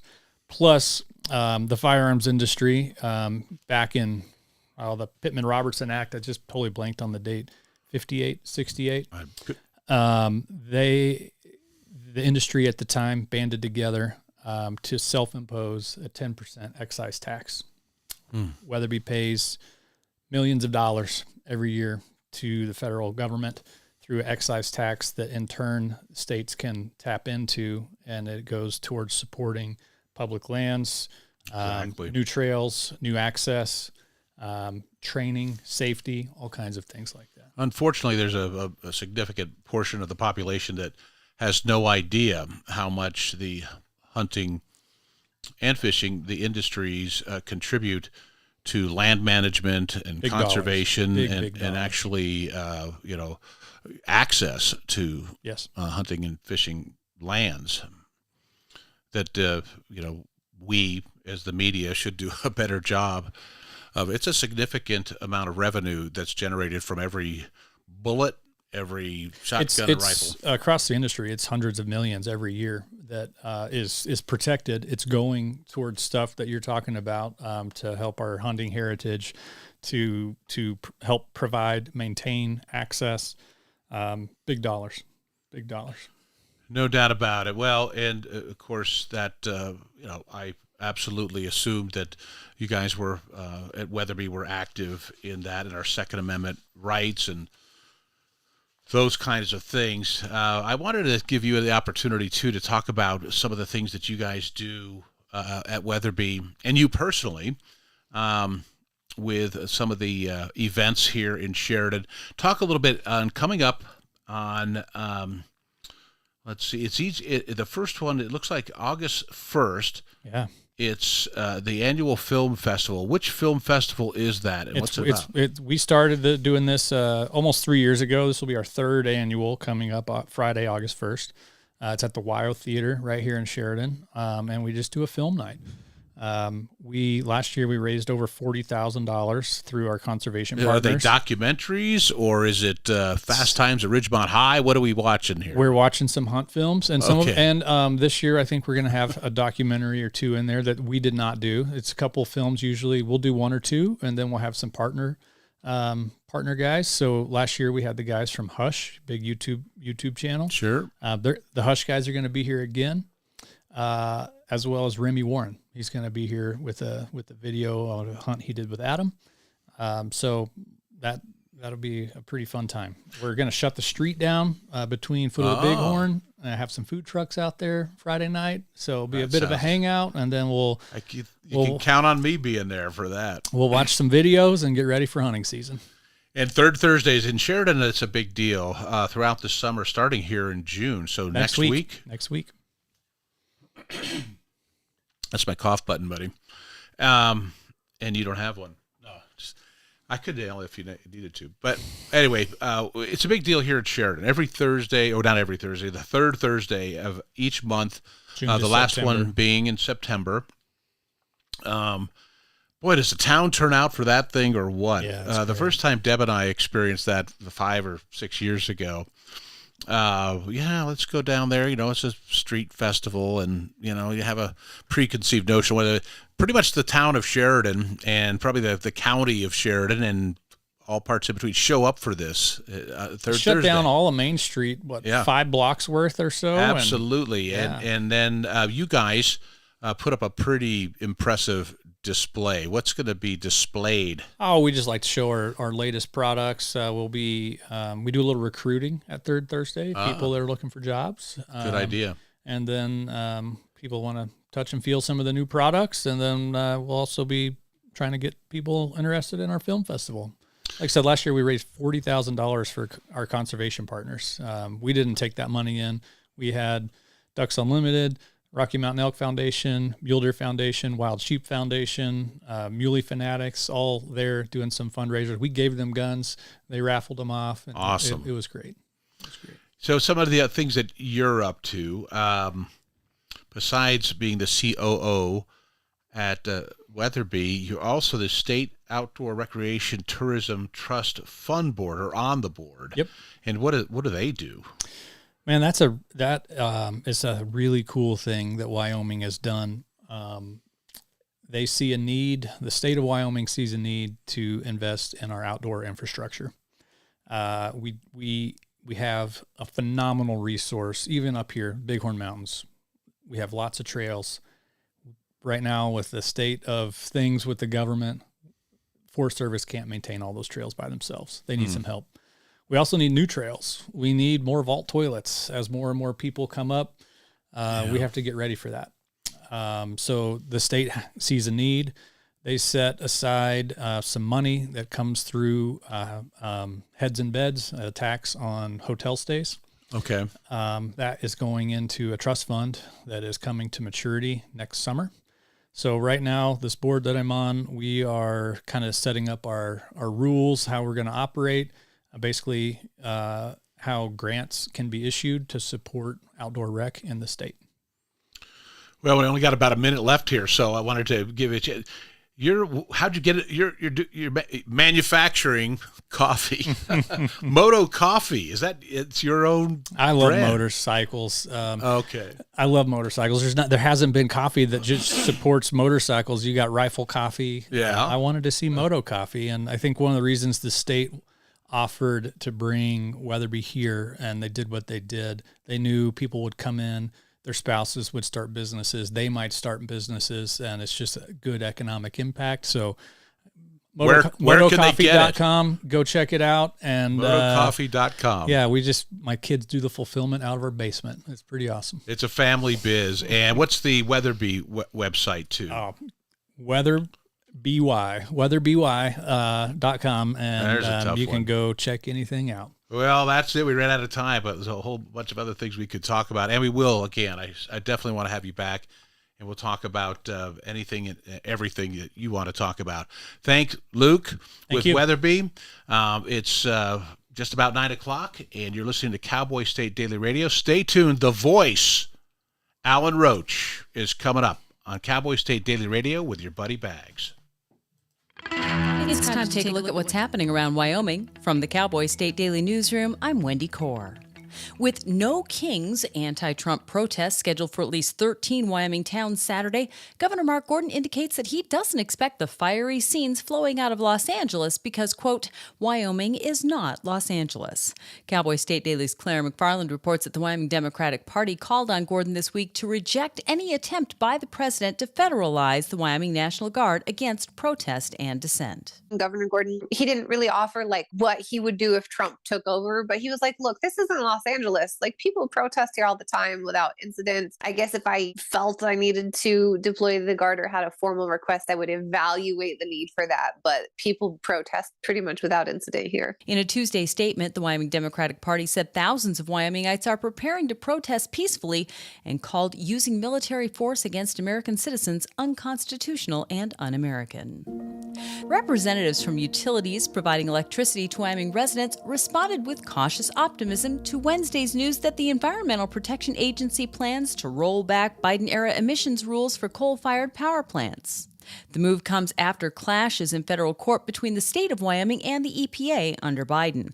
Cowboy State Daily's David Madison reports that the reversal of the rules is hailed by Wyoming leaders as good news for utility ratepayers and the state's coal industry. Critics are really sounding the alarm about air quality, and proponents like former Wyoming legislator Cyrus Western, who's now an EPA administrator, saying this is going to be really good for Wyoming's economy and for residential ratepayers. I spoke to several representatives from utilities providing electricity to Wyoming residents. They were withholding judgment for today, but some said that, this is definitely a good step in the right direction. It's not like flipping the light switch and completely changing the marketplace. Basin Electric and Montana Dakota Utilities told Cowboy State Daily they are still assessing the situation following the EPA announcement on Wednesday. Wyoming's U.S. senators were cheering Thursday as President Donald Trump signed legislation throwing out the so-called California EV mandate, which called for a phase-out of gasoline-powered vehicles that Republicans said would have had a nationwide impact. Cowboy State Daily's Sean Berry reports that with Trump's signature, the three new laws overturn California air quality standards that had been copied in whole or in part by 17 states. California is a huge state, and many of the other states that copied it have very large populations. It influences the entire auto manufacturing industry. A huge argument is that California was setting auto manufacturing policy for the whole country. 12 states have copied them, including New York and some others. Those states comprise a very large portion of the country's population, so naturally, they're going to influence auto manufacturing decisions. California and 10 other states immediately filed a lawsuit challenging the laws enacted Thursday. I'll be back with more news right after this. When it comes to building and managing your wealth, our Hilltop Bank Trust and Wealth Management team will help you determine the best route for your specific journey, utilizing our expertise and resources. Visit one of our locations in Casper, Cheyenne, or Gillette to learn more about Hilltop's financial planning, investments, and trust services. We're here to build your confidence about your financial future. Trust and wealth management products are not FDIC insured, have no bank guarantee, and may lose value. A former Wheatland band teacher originally accused of committing sex acts on a girl younger than 16 last summer now faces another 78 felony-level charges on claims that he committed near-daily sex acts with a different 17-year-old student during his last 2 semesters on the job. 34-year-old Evan Bradley was charged in March with the first 19 counts in a case involving a girl younger than 16 years old that's set for an August 11th trial. With the additional charges, Claire McFarland reports that Bradley faces the potential for more than a millennium in prison if convicted. The new charges are with a girl who was not as young. She was 17 when these alleged sex acts happened, like a near daily affair over half the autumn 2023 semester and throughout the spring 2024 semester. From what I could tell, the 17-year-old alleged affair was from like autumn 2023 through at least spring of 2024. And the girl younger than 16, according to the charges, that alleged affair was primarily summer 2024. Bradley could face over 1,100 years in prison on the second case alone and more than 400 years on the earlier case. And that's today's news. Get your free digital subscription to Wyoming's only statewide newspaper by clicking on the daily newsletter button on cowboystatedaily.com. I'm Wendy Core for Cowboy State Daily.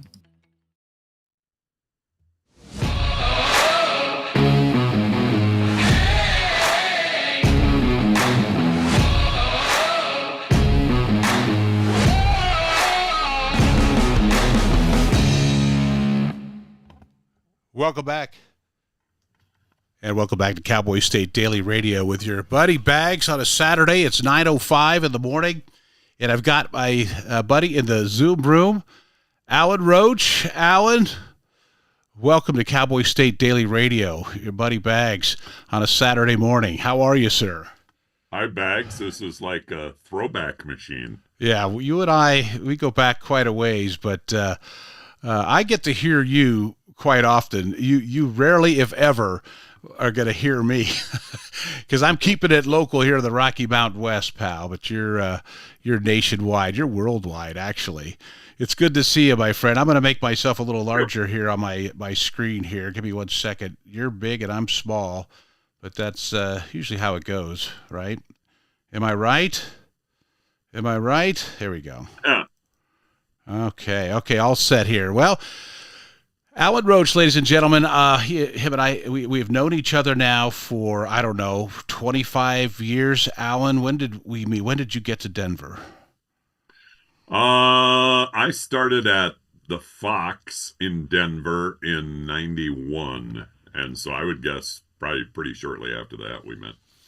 You bet. You came in, and a lot of us guys with our squeaky Kermit the Frog voices really kind of were put in our place. It was very humbling the first time that you showed up, and we had a programming meeting. It was Jack Evans. Was Jack our boss at that time? Jack Evans was program director. I still talk to Jack. He lives in Atlanta now, somewhere out east. He was in San Diego for a while. Still doing well. He was brilliant. He was a genius marketer, if not somewhat diabolical would be. Kamikaze marketer. No, I guess kamikaze would mean that he ended his life too. He was a very good shooting marketer. You bet. We had a great team, and when they brought you in, at the point when I got there in '89, it was still Q103. We were hardly even a player. By the time, we got the Lewis and Floor Wax and the G-Man, and then, we've got the best voice in radio. You were doing Afternoon Drive. Was that your show? Yeah. I think 3 to 7 is what I started at. Yeah. Was Floor Wax and then Rachel Wild. Right. Then I did afternoons, and then Tom Little did evenings. I was doing the all request Saturday night and some production and a little bit of then I eventually transitioned to the AM side there with KOA. But let's talk about, first of all, I teased people with the fact that most of us out here, because remember, Denver's our big city too, here in Wyoming, as you probably know. And so we do have a couple of flights out of Sheridan, Wyoming, and they only go one place, and that's to Denver. So if you're going anywhere else and you're flying, then you're getting on that train at DIA, and we're hearing your voice. And it's, if you could just say one phrase that people would have heard on that train, so we can just spark some memories here. You are delaying the departure of this program. Exactly. And the train too, pal. Absolutely. So that's the voice. Plus Rockies fans, Avalanche fans, etc. have heard your voice all these years. But I wanted to kind of introduce, well, how does a guy get to that point in a career like yours? Because it's very, very niche. There's not a whole lot of people that do what you do, because the great voices get a lot of work, and you get a lot of work. But The first question I'm going to ask is, and I know you've been asked this before, is when did your voice change? How old were you when your octave level started to drop? I honestly don't know. I get asked that question a lot. The story that I always tell is that when I was a young teenager, just getting into my teens, I suppose, 12, 13, 14, a phone would ring at home, and I would go grab the phone and say, hello, and the person on the other end would mistake me for my mom. Oh, no. They'd say, hi, Phyllis. I mean, no, it's not Phyllis. And my mom had, a perfectly normal, beautiful woman's voice. And so it angered me that I would answer the phone and somebody thought I was my mom. So somewhere after that little of all period, people. Yeah, and maybe that was part of what drove me to this. Is I got to figure out how to talk like a bear. Yeah. So where was that? Where was your mom, and where were you when you were answering the phone? Where'd you grow up? Minnesota. Grew up in a farming community in southern Minnesota, and then when I was 15, we were in Slayton, Minnesota, which, if you know anything about Minnesota, the other towns around there are Worthington, Pipestone, Marshall. Basically, Slayton is 30 miles east of South Dakota and 30 miles north of Iowa, so it's right in the southwest corner. Then when I was 15, we moved up to Brainerd, and Brainerd is well known in you bet. The Fargo movie. West. Yeah, which that wasn't Brainerd at all. It didn't look anything like that, but Brainerd is all lakes and trees, and so then I graduated from high school in Brainerd, Minnesota in 84. Were you doing like the PA announcements at the school, or is that where it started? No, I did radio. Where did that start? Radio the summer before my junior year in high school. Really? So I went through 2 years of high school as being the guy on the radio. So what kind of radio station was it? It was, a small town radio station that did absolutely everything. That's me here. My start was here in Sheridan, Wyoming, and that's what we AM did. and an FM. So the AM was full service, everything, news programs, sports, and then the FM was back in the day an automated FM station that worked on the big reel-to-reels. 10-inch reel-to-reels. We had that here, right here in Sheridan. Very similar. Adult reels, Yeah, I was given that opportunity. I was taking a speech class at Sheridan College here in town, and they had an internship. And again, it was they had the FM side and the AM side, exactly the way you described it. So I know what you're talking about. So you did that, and at that point, you're people are probably even there in that small town recognizing that, man, this is a pretty good voice. That Alan Roach kid sounds pretty good. Yeah, I bounced around, and radio was so much different 40 years ago than it is today. After I worked, there was a period right after high school, I guess. I worked at 9 radio stations in 4 states in 9 years. Say that again. I worked at 9 radio stations in 4 different states in 9 years. Oh, Lord. And then that's when I hit Denver, was 1991.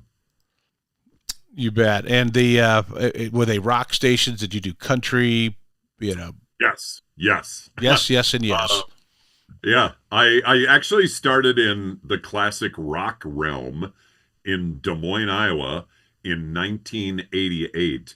And whether it's true or not, we were told at this small radio station in Iowa, again, not on any of the rating sheets, didn't exist, wasn't a player. We went to classic rock in the summer of 1988, and we were told that we were the second radio station in the country to have a classic rock format. The first one was K-Earth in Los Angeles, I believe. And it's Rolling Stones and Led Zeppelin and Doobie Brothers, and, it's the classic rock, what classic rock was in 1988.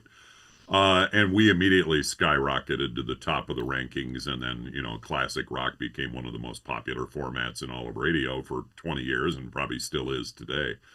But yeah, was in on the ground floor of that, or so we were told. You bet. Well, like I said, we got right before you got there, I think it was when the G-Man, Rich Goins, went up and lived on a billboard for 34 days. I think he did that more than once, and I think I was there for the second one. Yes, he did a repeat when the Broncos went on another losing streak years later. He did it again, but the original one, that kind of put us on the radar. We were competing in Denver against KAZY and KBPI. I had, by the way, Uncle Nasty on not too long ago, too, so it was another one of those great voices. I've had this privilege of working with, Jack Corgan was my 6 o'clock this morning voice. He's in Atlanta with the on fire Colorado Rockies at 13-56. So I had him on, and I had recently had Uncle Nasty. Well, he goes by Greg Stone, but your voice. I mean, I'm always curious what people's reaction is when they hear your voice for the first time. I'm curious about what my reaction was, being in the business at the time when we met. But is it? I bet you get some interesting reactions. Yeah, I haven't heard it in a while. I used to get. It sounds like it hurts to talk. Does it hurt to talk? I could, I mean, yeah.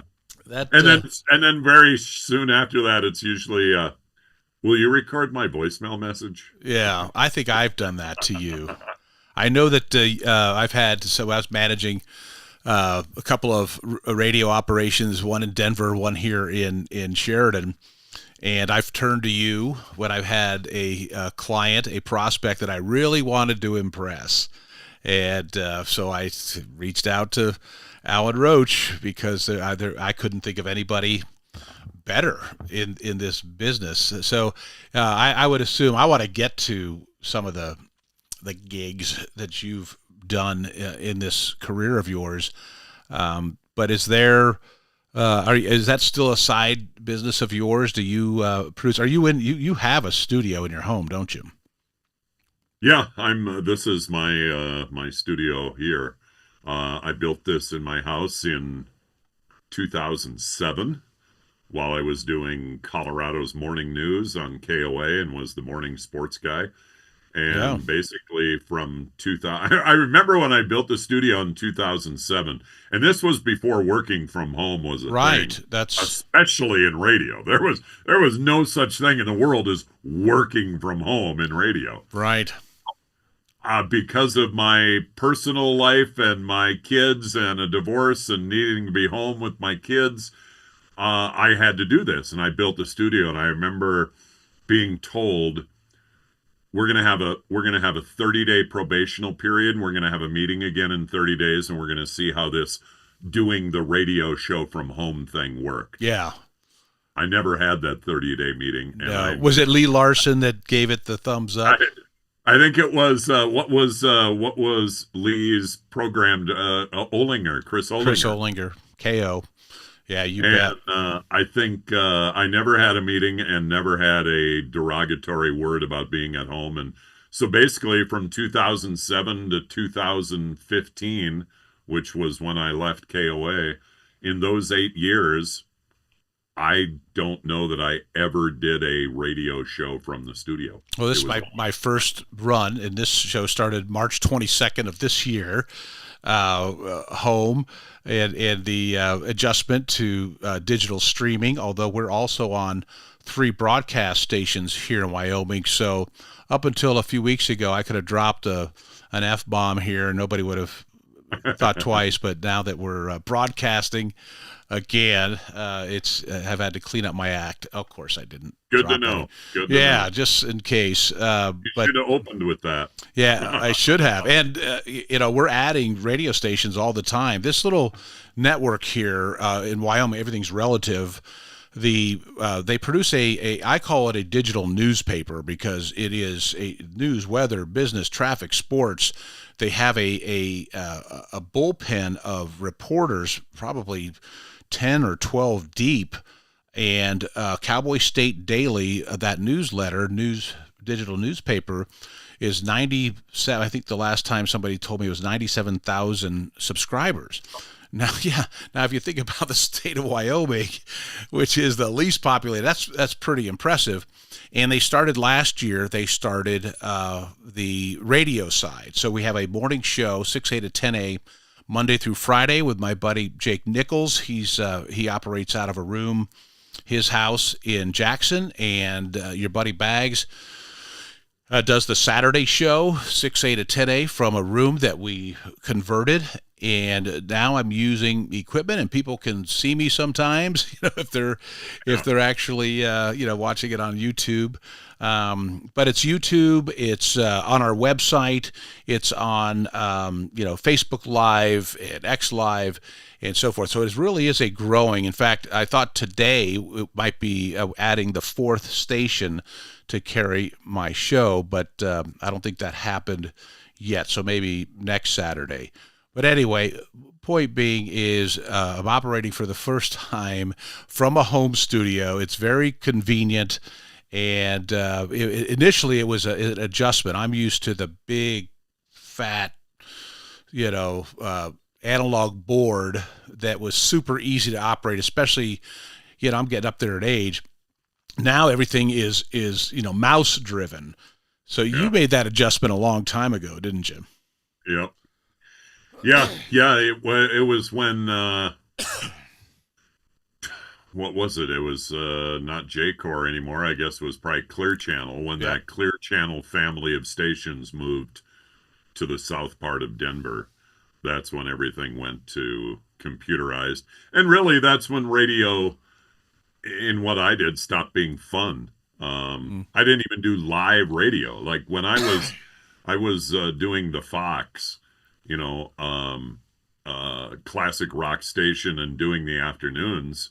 Well, because of the way radio had changed with allowing companies to own more than one radio station when that law passed in 94, and then for the next 4 years, radio just completely changed. And it used to be when I did my radio show from 3 to 7 p.m. on the Fox, I was in the studio from 3 p.m. till 7 p.m. I pushed play on every record. I decided what to say in between songs. I took phone calls. I took requests. Well, when radio changed and became so corporate, all I did was walk into a room and it was like, here's your 14 songs you're playing this hour. You need to talk here and you need to talk here. So I'd say, that's the Rolling Stones. I'm Alan Roach, 103.5 The Fox. We got Foreigner coming up in a minute. Hey, be sure and join us this weekend for the big clown party downtown. Yeah. We'll be there on Saturday. Boom. Done. That goes in between the songs. I record the next thing for the second part of the hour, and that's it. I would record a 4-hour show in 12 minutes. So at that point, you were starting to develop just a network of things you were doing for other places around the country and producing ads and promos and so forth. I want to talk about that, some of the things that you've done and some of the places that you've got to announce when we get back. We'll take our first break. You're listening to Alan Roach and your buddy Bags, John Baggett. It's 9:23 on Cowboy State Daily Radio. From Yellowstone to Devil's Tower, the Bighorn Mountains to the Teton Range, Cheyenne to Sheridan, Rawlins to Ralston, Cowboy State Daily Morning Show covers the state like no other radio show or podcast. We love Lovell. We're eager to share the stories. It's time to take a look at what's happening around Wyoming. From the Cowboy State Daily Newsroom, I'm Wendy Core. With No Kings anti-Trump protests scheduled for at least 13 Wyoming towns Saturday, Governor Mark Gordon indicates that he doesn't expect the fiery scenes flowing out of Yellowstone to Devil's Tower, the Bighorn Mountains to the Teton Range, Cheyenne to Sheridan, Rawlins to Ralston, Cowboy State Daily Morning Show covers the state like This is the Cowboy State Daily Radio Network. Wyoming is a big state. There's so much ground to cover, so many stories to tell. But the Cowboy State Daily News team is up to the challenge. I'm Wendy Core, host of Cowboy State Daily Video News. Whether it's politics in Cheyenne, energy issues in the Powder River Basin, or grizzlies in Yellowstone, our talented crew of experienced journalists are out there finding and telling the stories that matter. What's the best restaurant in Du Bois? Renee Jean checks it out. What's the most recent Supreme Court decision mean to our everyday lives? Claire McFarland explains. How is the upcoming elk hunting season shaping up? Mark Hines lets us know. Every day, I talk to the reporters who are covering the topics, issues, and people that are important to Wyomingites, and in our daily newscast, I bring you those stories. Tune into the Cowboy State Daily Video Newscast every morning, only on underage use of alcohol and other drugs. Visit underagedrinking.samhsa.gov. From Yellowstone to Devil's Tower, the Bighorn Mountains to the Teton Range, Cheyenne to Sheridan, Rawlins to Ralston, Cowboy State Daily Morning Show covers the state like no other radio show or podcast. We love Lovell. We're eager to share the stories of Story, Will Crow About Crowheart, and Yodel Over Yoder. Whether you make your home in Sweetwater, Chugwater, Powder River, or Green River, the Cowboy State Daily Morning Show will make you feel right at home. Jeffrey City, Atlantic City, we see you. Little America, Big Piney, you're on our radar. Howdy, Wapiti, Meeteetse, Shoshone, Ten Sleep, good morning, welcome, Torrington, Riverton, Wheatland, Lusk, Lingle, Lander, Timber, Casey, Kerwin, Moorcroft, Mountain View, Moose, Fort Bridger, Fort Laramie, Fort Washington, Hannah, Hudson, Hewlett, Dayton, Daniel, and Du Bois. We are east of Weston, west of Midwest, north of Newcastle, and south of Sundance. Border to border, we love Wyoming and every one of its communities, bar none. This is the Cowboy State Daily Radio Network. Meet Norm. He lives with anxiety, but with the help of this latest innovation from Be Normal, he can be normal, just like everyone else. With the swipe of a finger, you can project happiness, confidence, machismo. Why settle for being real when you can be normal? The Normal Maker, new from Be Normal. This item doesn't really work because there's no such thing as normal. We're all different. What we like, how our brains work. In fact, 1 in 5 of us live with mental illness. Don't filter who you are. Start by talking to someone you trust. And remember, there is no normal. Nestled between Casper Mountain and the North Platte River, you'll find the heart of Wyoming. With a bustling downtown centered around our outdoor haven, Casper is for adventurers, freedom seekers, and rule breakers who find beauty off the beaten path. So if touchable history, a vibrant community, and uninterrupted outdoor recreation define your travel itinerary, allow us to welcome you to the one and only Casper, Wyoming. Plan your trip at visitcasper.com. Love is a lesson that doesn't end. It knows no conditions, so you better buckle in. Love keeps you on your toes. It never stops, only grows. Love isn't easy. It's a commitment. Especially when they're being their most resistant. Love is being prepared for the journey ahead. Love doesn't let any concerns go unsaid. Love is finding the right seat so you can take a breath. But remember, love isn't lax. It always double checks. Check that your kids are in the right seat at nhtsa.gov/the right seat. Love protects.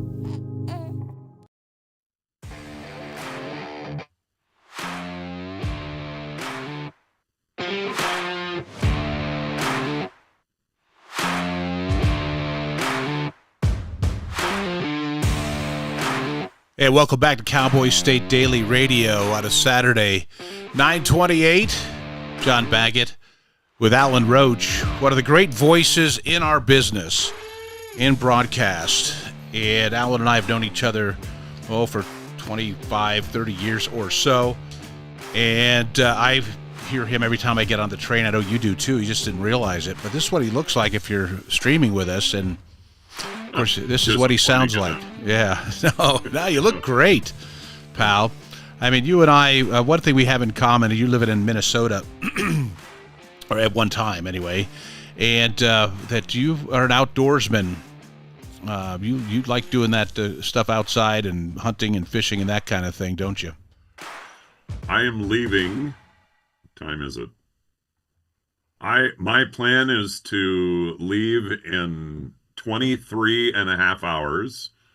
My wife and I are going to get into an RV, and we're going to bring our 2 dogs, and we are going to go disappear in the Colorado wild for 9 days. I will have no Wi-Fi. I will have no cell phone service, so that'll be it. So forget it. You can rest your voice. Well, I don't have time for the fishing and hunting anymore. I'm so busy, I don't hardly ever get to do that, but certainly grew up with all that. You bet. Well, I'm doing the same thing. As soon as it's over in 29 and a half minutes, Deb and I are hitting the road. We're going up the mountain. We have a cabin up there, and what I kind of got a little confused. I was thinking that you were in Minnesota. You remember that mistake of mine. But now that I know you're in Colorado. You're not the only one that made that mistake. Well, can I take a sidebar and tell you a little story? Sure. What I was going to do quickly, though, is invite you. It's straight up I-25. Right before you hit Montana, you take a left. That's how easy it is to get to my place. And I've got a rocking chair and a stocked lake of trout waiting for you when you get up here. We actually looked at northern Wyoming and Montana when we were talking about. That's crazy talk. Yeah, and it's beautiful up here. To stay around home. So talking about you, when you first reached out to me a month ago and said, "Hey, can you come on the show? I know you live in Minnesota now," and I said, "No, I don't live in Minnesota. Haven't for a while. I've lived in the same house for 20 years now, more than that, I think." And last time I lived in Minnesota was 1985, I think. But I do announce for the Minnesota Vikings, so I fly back and forth every week. Well, that's why I assumed so. In 2018, Adele Arakawa, Channel 9 news anchor, she announced her retirement from Channel 9 News.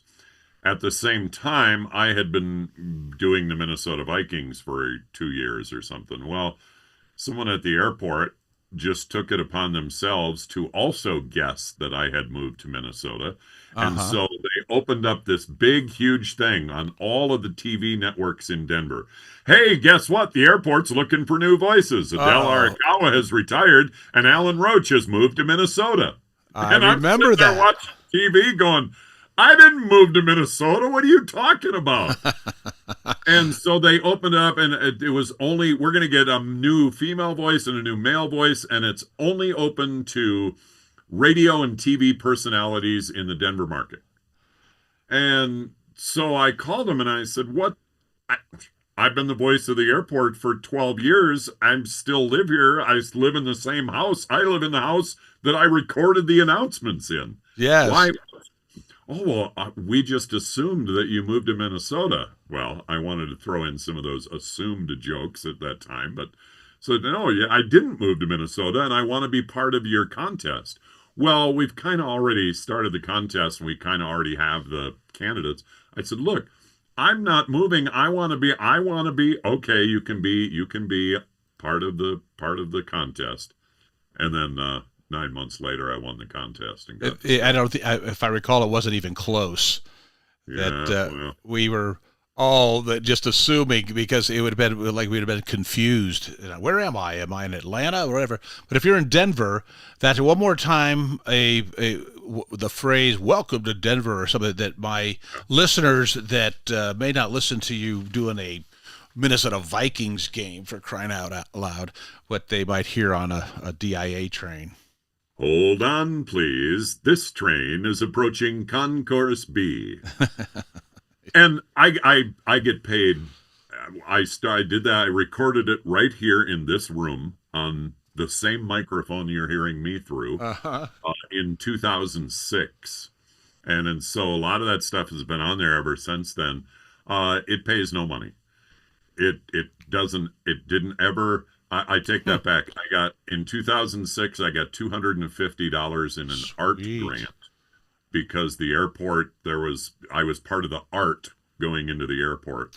And so I got $250, and that's all I've ever been paid in 20 years to do the train. So it has nothing to do with money. It has to do with to be able to say I'm the voice of the train. I mean, exactly. It's an awesome feather in the cap, an awesome thing on your resume. It's an I honor did not to know that you weren't paid for that. represent people in Denver. So yeah, the reason for not wanting to get kicked out in 2018 had nothing to do with money. It had to do with pride, I guess. You bet. Well, we mentioned the Minnesota Vikings stadium announcing.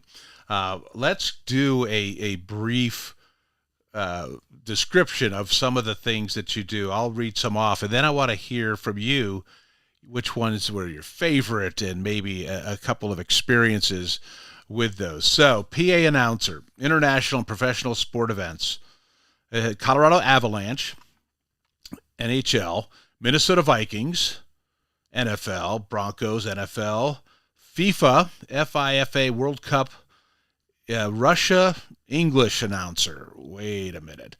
So, in Russia, but you were the English announcer at the stadium. Is that correct? For 2 stadiums in Russia for the 2018 World Cup soccer, yeah. Wow. The Rapids, Colorado Rapids soccer in Denver. Tonight. Yeah. So are you doing it? Are you doing the? Oh, I'll be dang. And then USA Women's Soccer in 2014 through 2022. So for 8 years, you were the USA Women's Soccer stadium announcer. I didn't do all of the stadiums. I did some of the games, some of their marquee games or games that were around this area a little bit. The National Hockey League All-Star Game. I did, I think, 4 of those. So let's, of those, and then I want to talk about your Olympics. That's where I take the most pride in your career, is the Olympic Games. I know that guy. But of those experiences with the Broncos, the Vikings, the Avalanche, etc., what stands out? They were all great. I get asked all the time, what's the best event or the best thing you've ever done? And it's impossible to pick. I mean, it started with the Rockies in 1993. Their very I even first mentioned the game. Rockies, yeah. Their very first game at Mile High Stadium was on a Friday afternoon in early April 1993. I didn't get hired by the Rockies until Wednesday evening. Huh. So on Wednesday evening, they called and said, I know you've been applying for this job for, 34 months, and now here we are 60 hours away from opening pitch, and we're going to ask you if you would be the PA announcer for the Rockies. And I did, and I loved it, and I did it for 14 seasons, and it was amazing. Yes, and we just got used to hearing you at a Rockies game. It has started at Mile High. 82,000 people at opening day. Then, of course, moved to Coors Field 2 years later, and Coors Field was packed 50,000. That was when it was all seats. There were still seats up in the right field area, and it was 50,000 every night for 5 or 6 years. Then the Rockies have become what the Rockies are now, and I guess it's a decent business model if you're the owner and able to make that money. But if you're a baseball fan, I think the Rockies are a little tough to take. The Denver Broncos, I started there in 2000, same time as I started the Avalanche. I'm still with the Avalanche. I've done 25 seasons with the Avalanche. Have 2 Stanley Cup rings. Got a nice jersey signed by Joe Sakic after the season. And the Avalanche have just been, an amazing ride, and they've been so good for so many of those 25 years, even though they didn't win the cup every year. They were competitive. And then the Denver Broncos. I mean, that's the bread and butter of this town. It's a football town. It's a Broncos town. And to be the announcer for the Broncos for 16 years was amazing. And I can only think of one reason why I would have left the Broncos, and that would have been if the Minnesota Vikings would have called me and said, hey, we're opening up a new stadium. Any chance you'd like to be our stadium announcer? And I got exactly that phone call in 2015. And that's when I left. And so now I've done 9 seasons with the Vikings. And I've done 17 Super Bowls. Yeah, that was my next comment, was that 17 Super Bowls, unbelievable. Wow. I mean, to be you. The excitement of a Super Bowl, the excitement of a game in London, the excitement of the first game in Germany a couple of years ago, the excitement that the NFL brings, the being at World Cup Russia, all of those things that you've mentioned, Rockies, Avalanche, they're all wonderful and exciting and great, and I'm pumped up. But there's absolutely nothing like a Viking game. The most excited, the most anticipatory, the most, not nervous, but just sheer excitement I had was before I announced the first ever preseason game for the Minnesota Vikings. And that's all because I've been a gigantic, there's 68,000 people in our stadium every Sunday that the Vikings play, US Bank Stadium in Minneapolis. I consider myself, of those 68,000, I'm the biggest Viking fan in the house. And I have been since I was 2 years old. And so to be able to do what I do for the team that lives inside my heart, it can't be explained. Yeah, and being a fan, no doubt about it. And I think I love the Broncos, and I was a fan, and I wanted them to win every game, but it's still different when you grow up with it. The Broncos were a shirt and a hat that I put on. The Vikings are part of my makeup. Well, when we get back, I want to talk about the Olympics because extensive coverage. You've done multiple Olympics, and being in the position you are as a stadium announcer, and here's not just bringing that voice, but bringing our language to a stadium full of people from all over the world. I'd like to hear a little bit about that experience. Can you hang on here through this commercial break for me? Talking to Alan Roach, one of those great voices, all-timers, one that we recognize, especially out here in the West, us Broncos and Rockies fans, Avalanche fans, recognize. I guess apparently they do in Minnesota too. So we'll come back here. It's 9:41. It is 64 degrees in Sheridan, mostly sunny Sheridan, Wyoming. We'll be back on the Cowboy State Daily Radio Network after these messages. Wyoming is a big state. There are so many stories to tell, and here at Cowboy State Daily, we pride ourselves in bringing those stories to you every day. I'm Riley Strand, videographer and production assistant for Cowboy State Daily Video News. Every day, host Wendy Core and I talk to the experienced journalists who are covering the topics, issues, and people that are important to Wyomingites. And in our daily newscast, we bring you their stories. Tune in to Cowboy State Daily Video News every morning, only on cowboystatedaily.com. You're listening to the Cowboy State Daily Radio Network. Wyoming is a place of unlimited potential, a place that inspires us to dream. Since 2014, Wyo Lotto has given back over $180 million to our great state through transfers, winnings, commissions, and more. Dollars that have gone directly into your cities, towns, and counties. Dollars that have changed lives and set dreams in motion. Thank you, Wyoming, for a legendary 10 years. We can't wait to dream up what's next. The climate that we're operating under has everyone on the defensive. You see a person and you automatically put them in a box and say, well, this is what this person should be like. All of this ostracizing people, what are we afraid of? We're called to love one another. It can't be, I reject you as a person. This country's been through so much. Its people has been through so much. Why can't we fix this? Do we have issues we have to deal with? Yes, we do. But we're not going to be able to deal with them if we're fighting and yelling at each other and not listening. Yeah, she has an accent. Oh, gosh, she dressed funny. But we're talking the same thing. Mm-hmm. We're all concerned about our children, concerned about the world we live in. A lot of people wouldn't even think we should be here talking to each other, but I'm sorry, I disagree.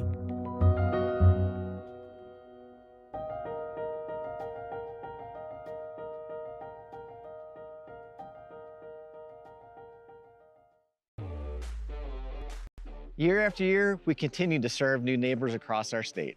For over 40 years, our trust in wealth management services have grown our roots in Casper. And now we're excited to have offices in 3 Wyoming cities. We're here to help you achieve your financial goals. and provide the kind of service that you expect from a Wyoming business. Because at Hilltop Bank, community means Wyoming.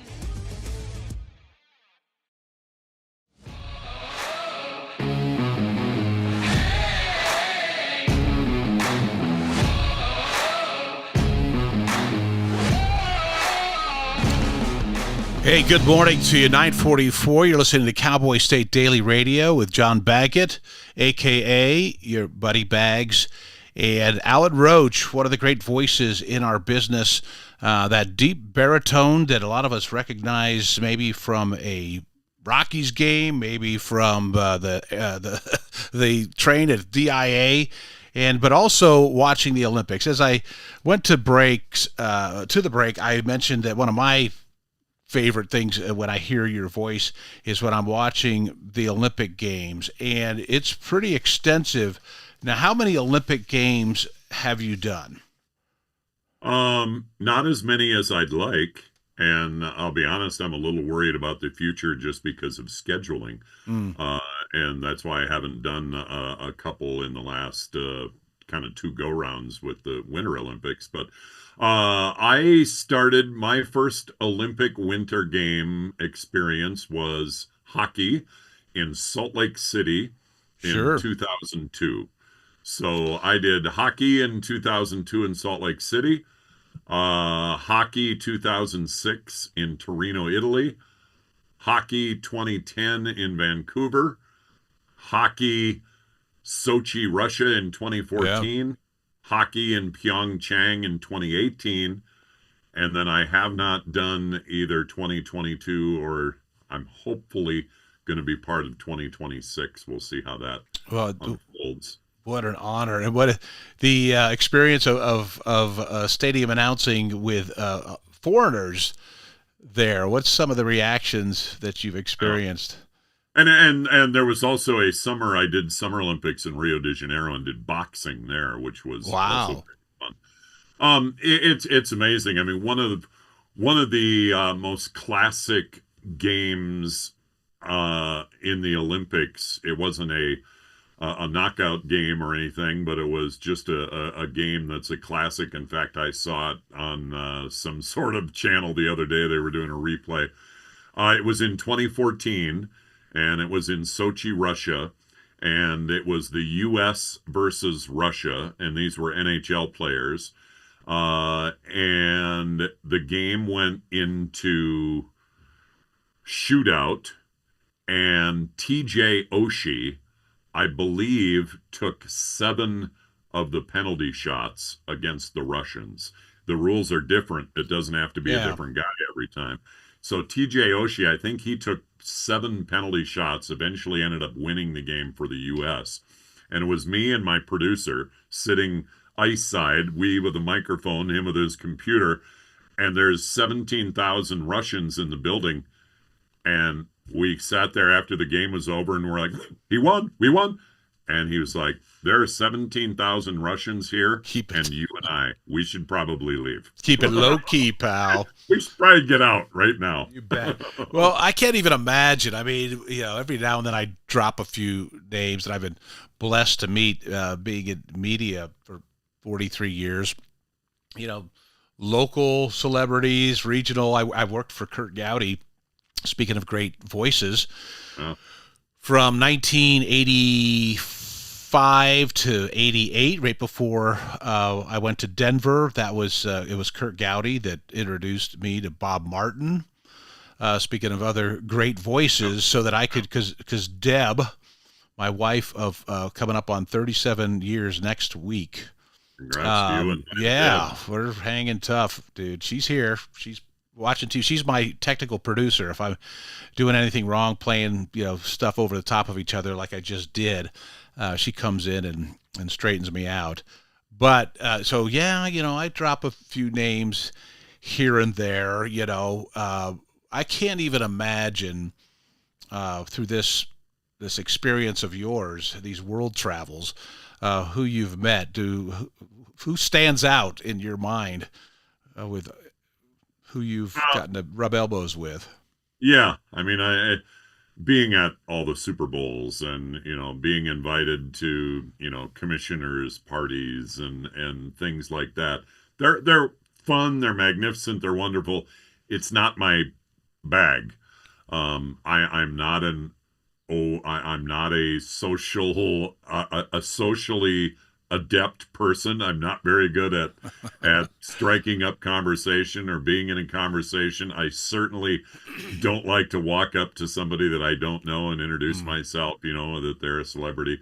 So I'm kind of like a fly on the wall in all those situations, going back to, the Broncos and being in locker rooms. And although it was my job to do interviews, so I certainly interacted with the Broncos a lot more, but the Avalanche and the Vikings and Olympic athletes and all of that kind of stuff. Yeah, I'm part of that and I'm in the room, but I'm not an active participant. I kind of just sit back and watch. One thing I always remember, a story I tell, and it wasn't that long ago.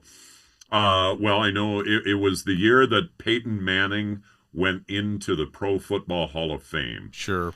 And I believe that was like 2022 because it happened after COVID, 21 or 22. Anyway, I had been a part of Tom Brady's career, for almost the whole thing, whether it's announcing games in Denver for the Broncos when Tom Brady was playing or announcing some of the many Super Bowls that Tom Brady played in, the Pro Bowls that Tom Brady was around, some different NFL events. So I had seen Tom Brady in different situations many times and didn't really think anything of it. Same thing, just fly on the wall and looked and went on about my business. Well, I'm backstage in Canton, Ohio, the day of the enshrinement ceremony for Peyton Manning, and Tom Brady had showed up for that. Well, I was busy. I was announcing all the Yellow Jackets, all the returning Hall of Famers. There's 100 of them every year, and I'm announcing, Curly Culp and Terrell Davis and, all of the great names Curly Culp. Past. You Jim came up Brown. with Curly Culp. That's awesome. That's the first name out of my mouth. Yeah, that's great. And so as soon as I got done announcing all of those guys, I had to literally run 100 yards from this doorway to a backstage area. And then I got backstage and it was a different mic and I was going to introduce Chris Berman, who was the host of the event. I'm dropping lots of names here. Well, as I'm doing that run, I run and I get to the stage and I turn around and I turn the corner backstage. And standing there against the wall, no one else around, and it's kind of darkish and everything is black curtains, is Tom Brady. And Tom Brady, this is in the summertime. Tom Brady is standing there like in a white Don Johnson type outfit, a jacket and, white pants, and you can see his ankles and loafer shoes, and he's tan everywhere, and he's taller than I ever imagined. I was just in a hurry and turned the corner and boom, he was right there in front of me. It was like I was staring at a magazine cover. And I was just like, oh, hey, okay, I got to go. I did. Maybe said hi, but that was the one time where I was stunned by how good looking a gentleman was. Yeah, you betcha. I get what you're saying. Right out of like Hollywood Central casting, right? The one that happened to me was with Johnny Bench. So we had kind of an unspoken rule. Maybe it was spoken, but we were supposed to, in our business, because I did a lot of the post-game locker room stuff to, getting the sound for our post-game shows and that kind of thing. But there was an unspoken rule is that we were supposed to leave them alone. We weren't supposed to ask for autographs or anything like that. And you really didn't strike up a conversation. But the one that I do remember, and I so appreciate this. So my office was right outside the production studio there at the Taj Mahal. Or were we downtown? We were downtown at 13th and Lawrence in Denver. And my office space was, this is after I had transitioned into sales.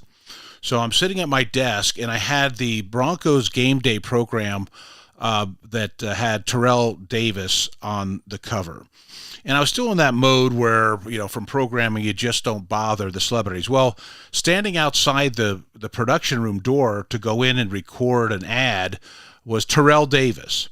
and I had the game day program of Terrell Davis sitting on my desk. And I look up, and like I said, literally right here, 8 feet away, Terrell Davis standing there. He looks over at me, and he sees the magazine on the desk. The game day is the game program from the stadium. And he looks down there, and he sees that, and he looks at me, and I look at him, and I must have had that cherub look on my face. He goes, "Do you want me to sign that?" I said, "Yes, please." And I'm glad I did, because, man, he went into the Hall of Fame, and I got that around here somewhere. I got to grab it. But anyway, that was one of those things, because all those opportunities, to meet those players. But we were working, and it's different, and you got to try to be professional. Am I right? Yeah. Yep. And that's, I tell people a lot of times in what I do and being a public address announcer and being exposed to all the different things, and you get to be in these special places, is know your place. I guarantee you, I don't know of any, but I guarantee you there are public address announcers in every sport that have lost their job because they wanted to be that jock sniffer guy, because they hung out around the locker room, because they hung out on the field during batting practice, because they were in the back, while the hockey guys are kicking a soccer ball around. Be in the spot you're supposed to be in, and a PA announcer never has any reason to be hanging out with the players. Do your job. The other stuff will come when it's supposed to. Do you what's on tap for you? So busy as you are with the Vikings and production, do you have a name for your production company, by the way? Or is it just Alan Roach?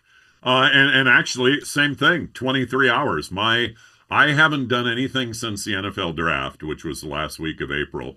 And prior to the draft, I hadn't done anything since the week after the Super Bowl. So my March and April and May pretty much are only the NFL draft. That's my 3 least busy months, unless the Avalanche are doing really well. Right. And then I have hockey all through that time, which I always hope for. But now I get busy. I like I said, I'm going on this vacation with family here for 10 days. And then I get back and it just starts. I've got some baseball stuff. I'll be doing the Major League Baseball All-Star Game in Atlanta this year. Awesome. And home run derby. Major League Baseball is playing a baseball game at Bristol Motor Speedway in Tennessee. Is that right? They're going to put a stadium in the... Yeah, a baseball field inside the infield of the racetrack. Interesting. Didn't know that. Little League World Series, and then Vikings and NFL. The first NFL game of the season is July 31st. Is that right? Hall of Fame game in Canton, Ohio. Wow. So it all, and then from July 31st until February 15th or whenever the Super Bowl is, you can figure that I'll do 26 NFL games in those, 35 weeks, whatever that is. What is that kid from Minnesota that ended up as a junior in high school doing a radio show? What does he think about this career you've created for yourself? He couldn't have dreamed it. I mean, I didn't know anything about PA announcing until pretty much the first day I ever did it for the Colorado Springs Sky Sox. Is that right? Yeah. So I was doing radio down there, and they just asked me to fill in one day. And I was like, wow, you get paid for this? And that's the other part. You kind of open up at the beginning. There's not many people that do what I do.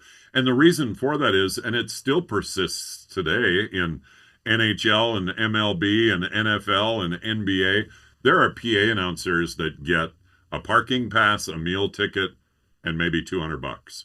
And that's great. You get paid $200 to go watch an NHL game and be the announcer, but that doesn't pay a lot of bills. And you have to have a real job in addition to your PA announcer job. And your PA announcer job, if you start missing games, then they're going to find another PA announcer. So you have to give up your free time in order to do this stuff that you're not being paid very well for, but it's really fun. So that's the crash is you love doing it and it's great, but it doesn't pay the bills.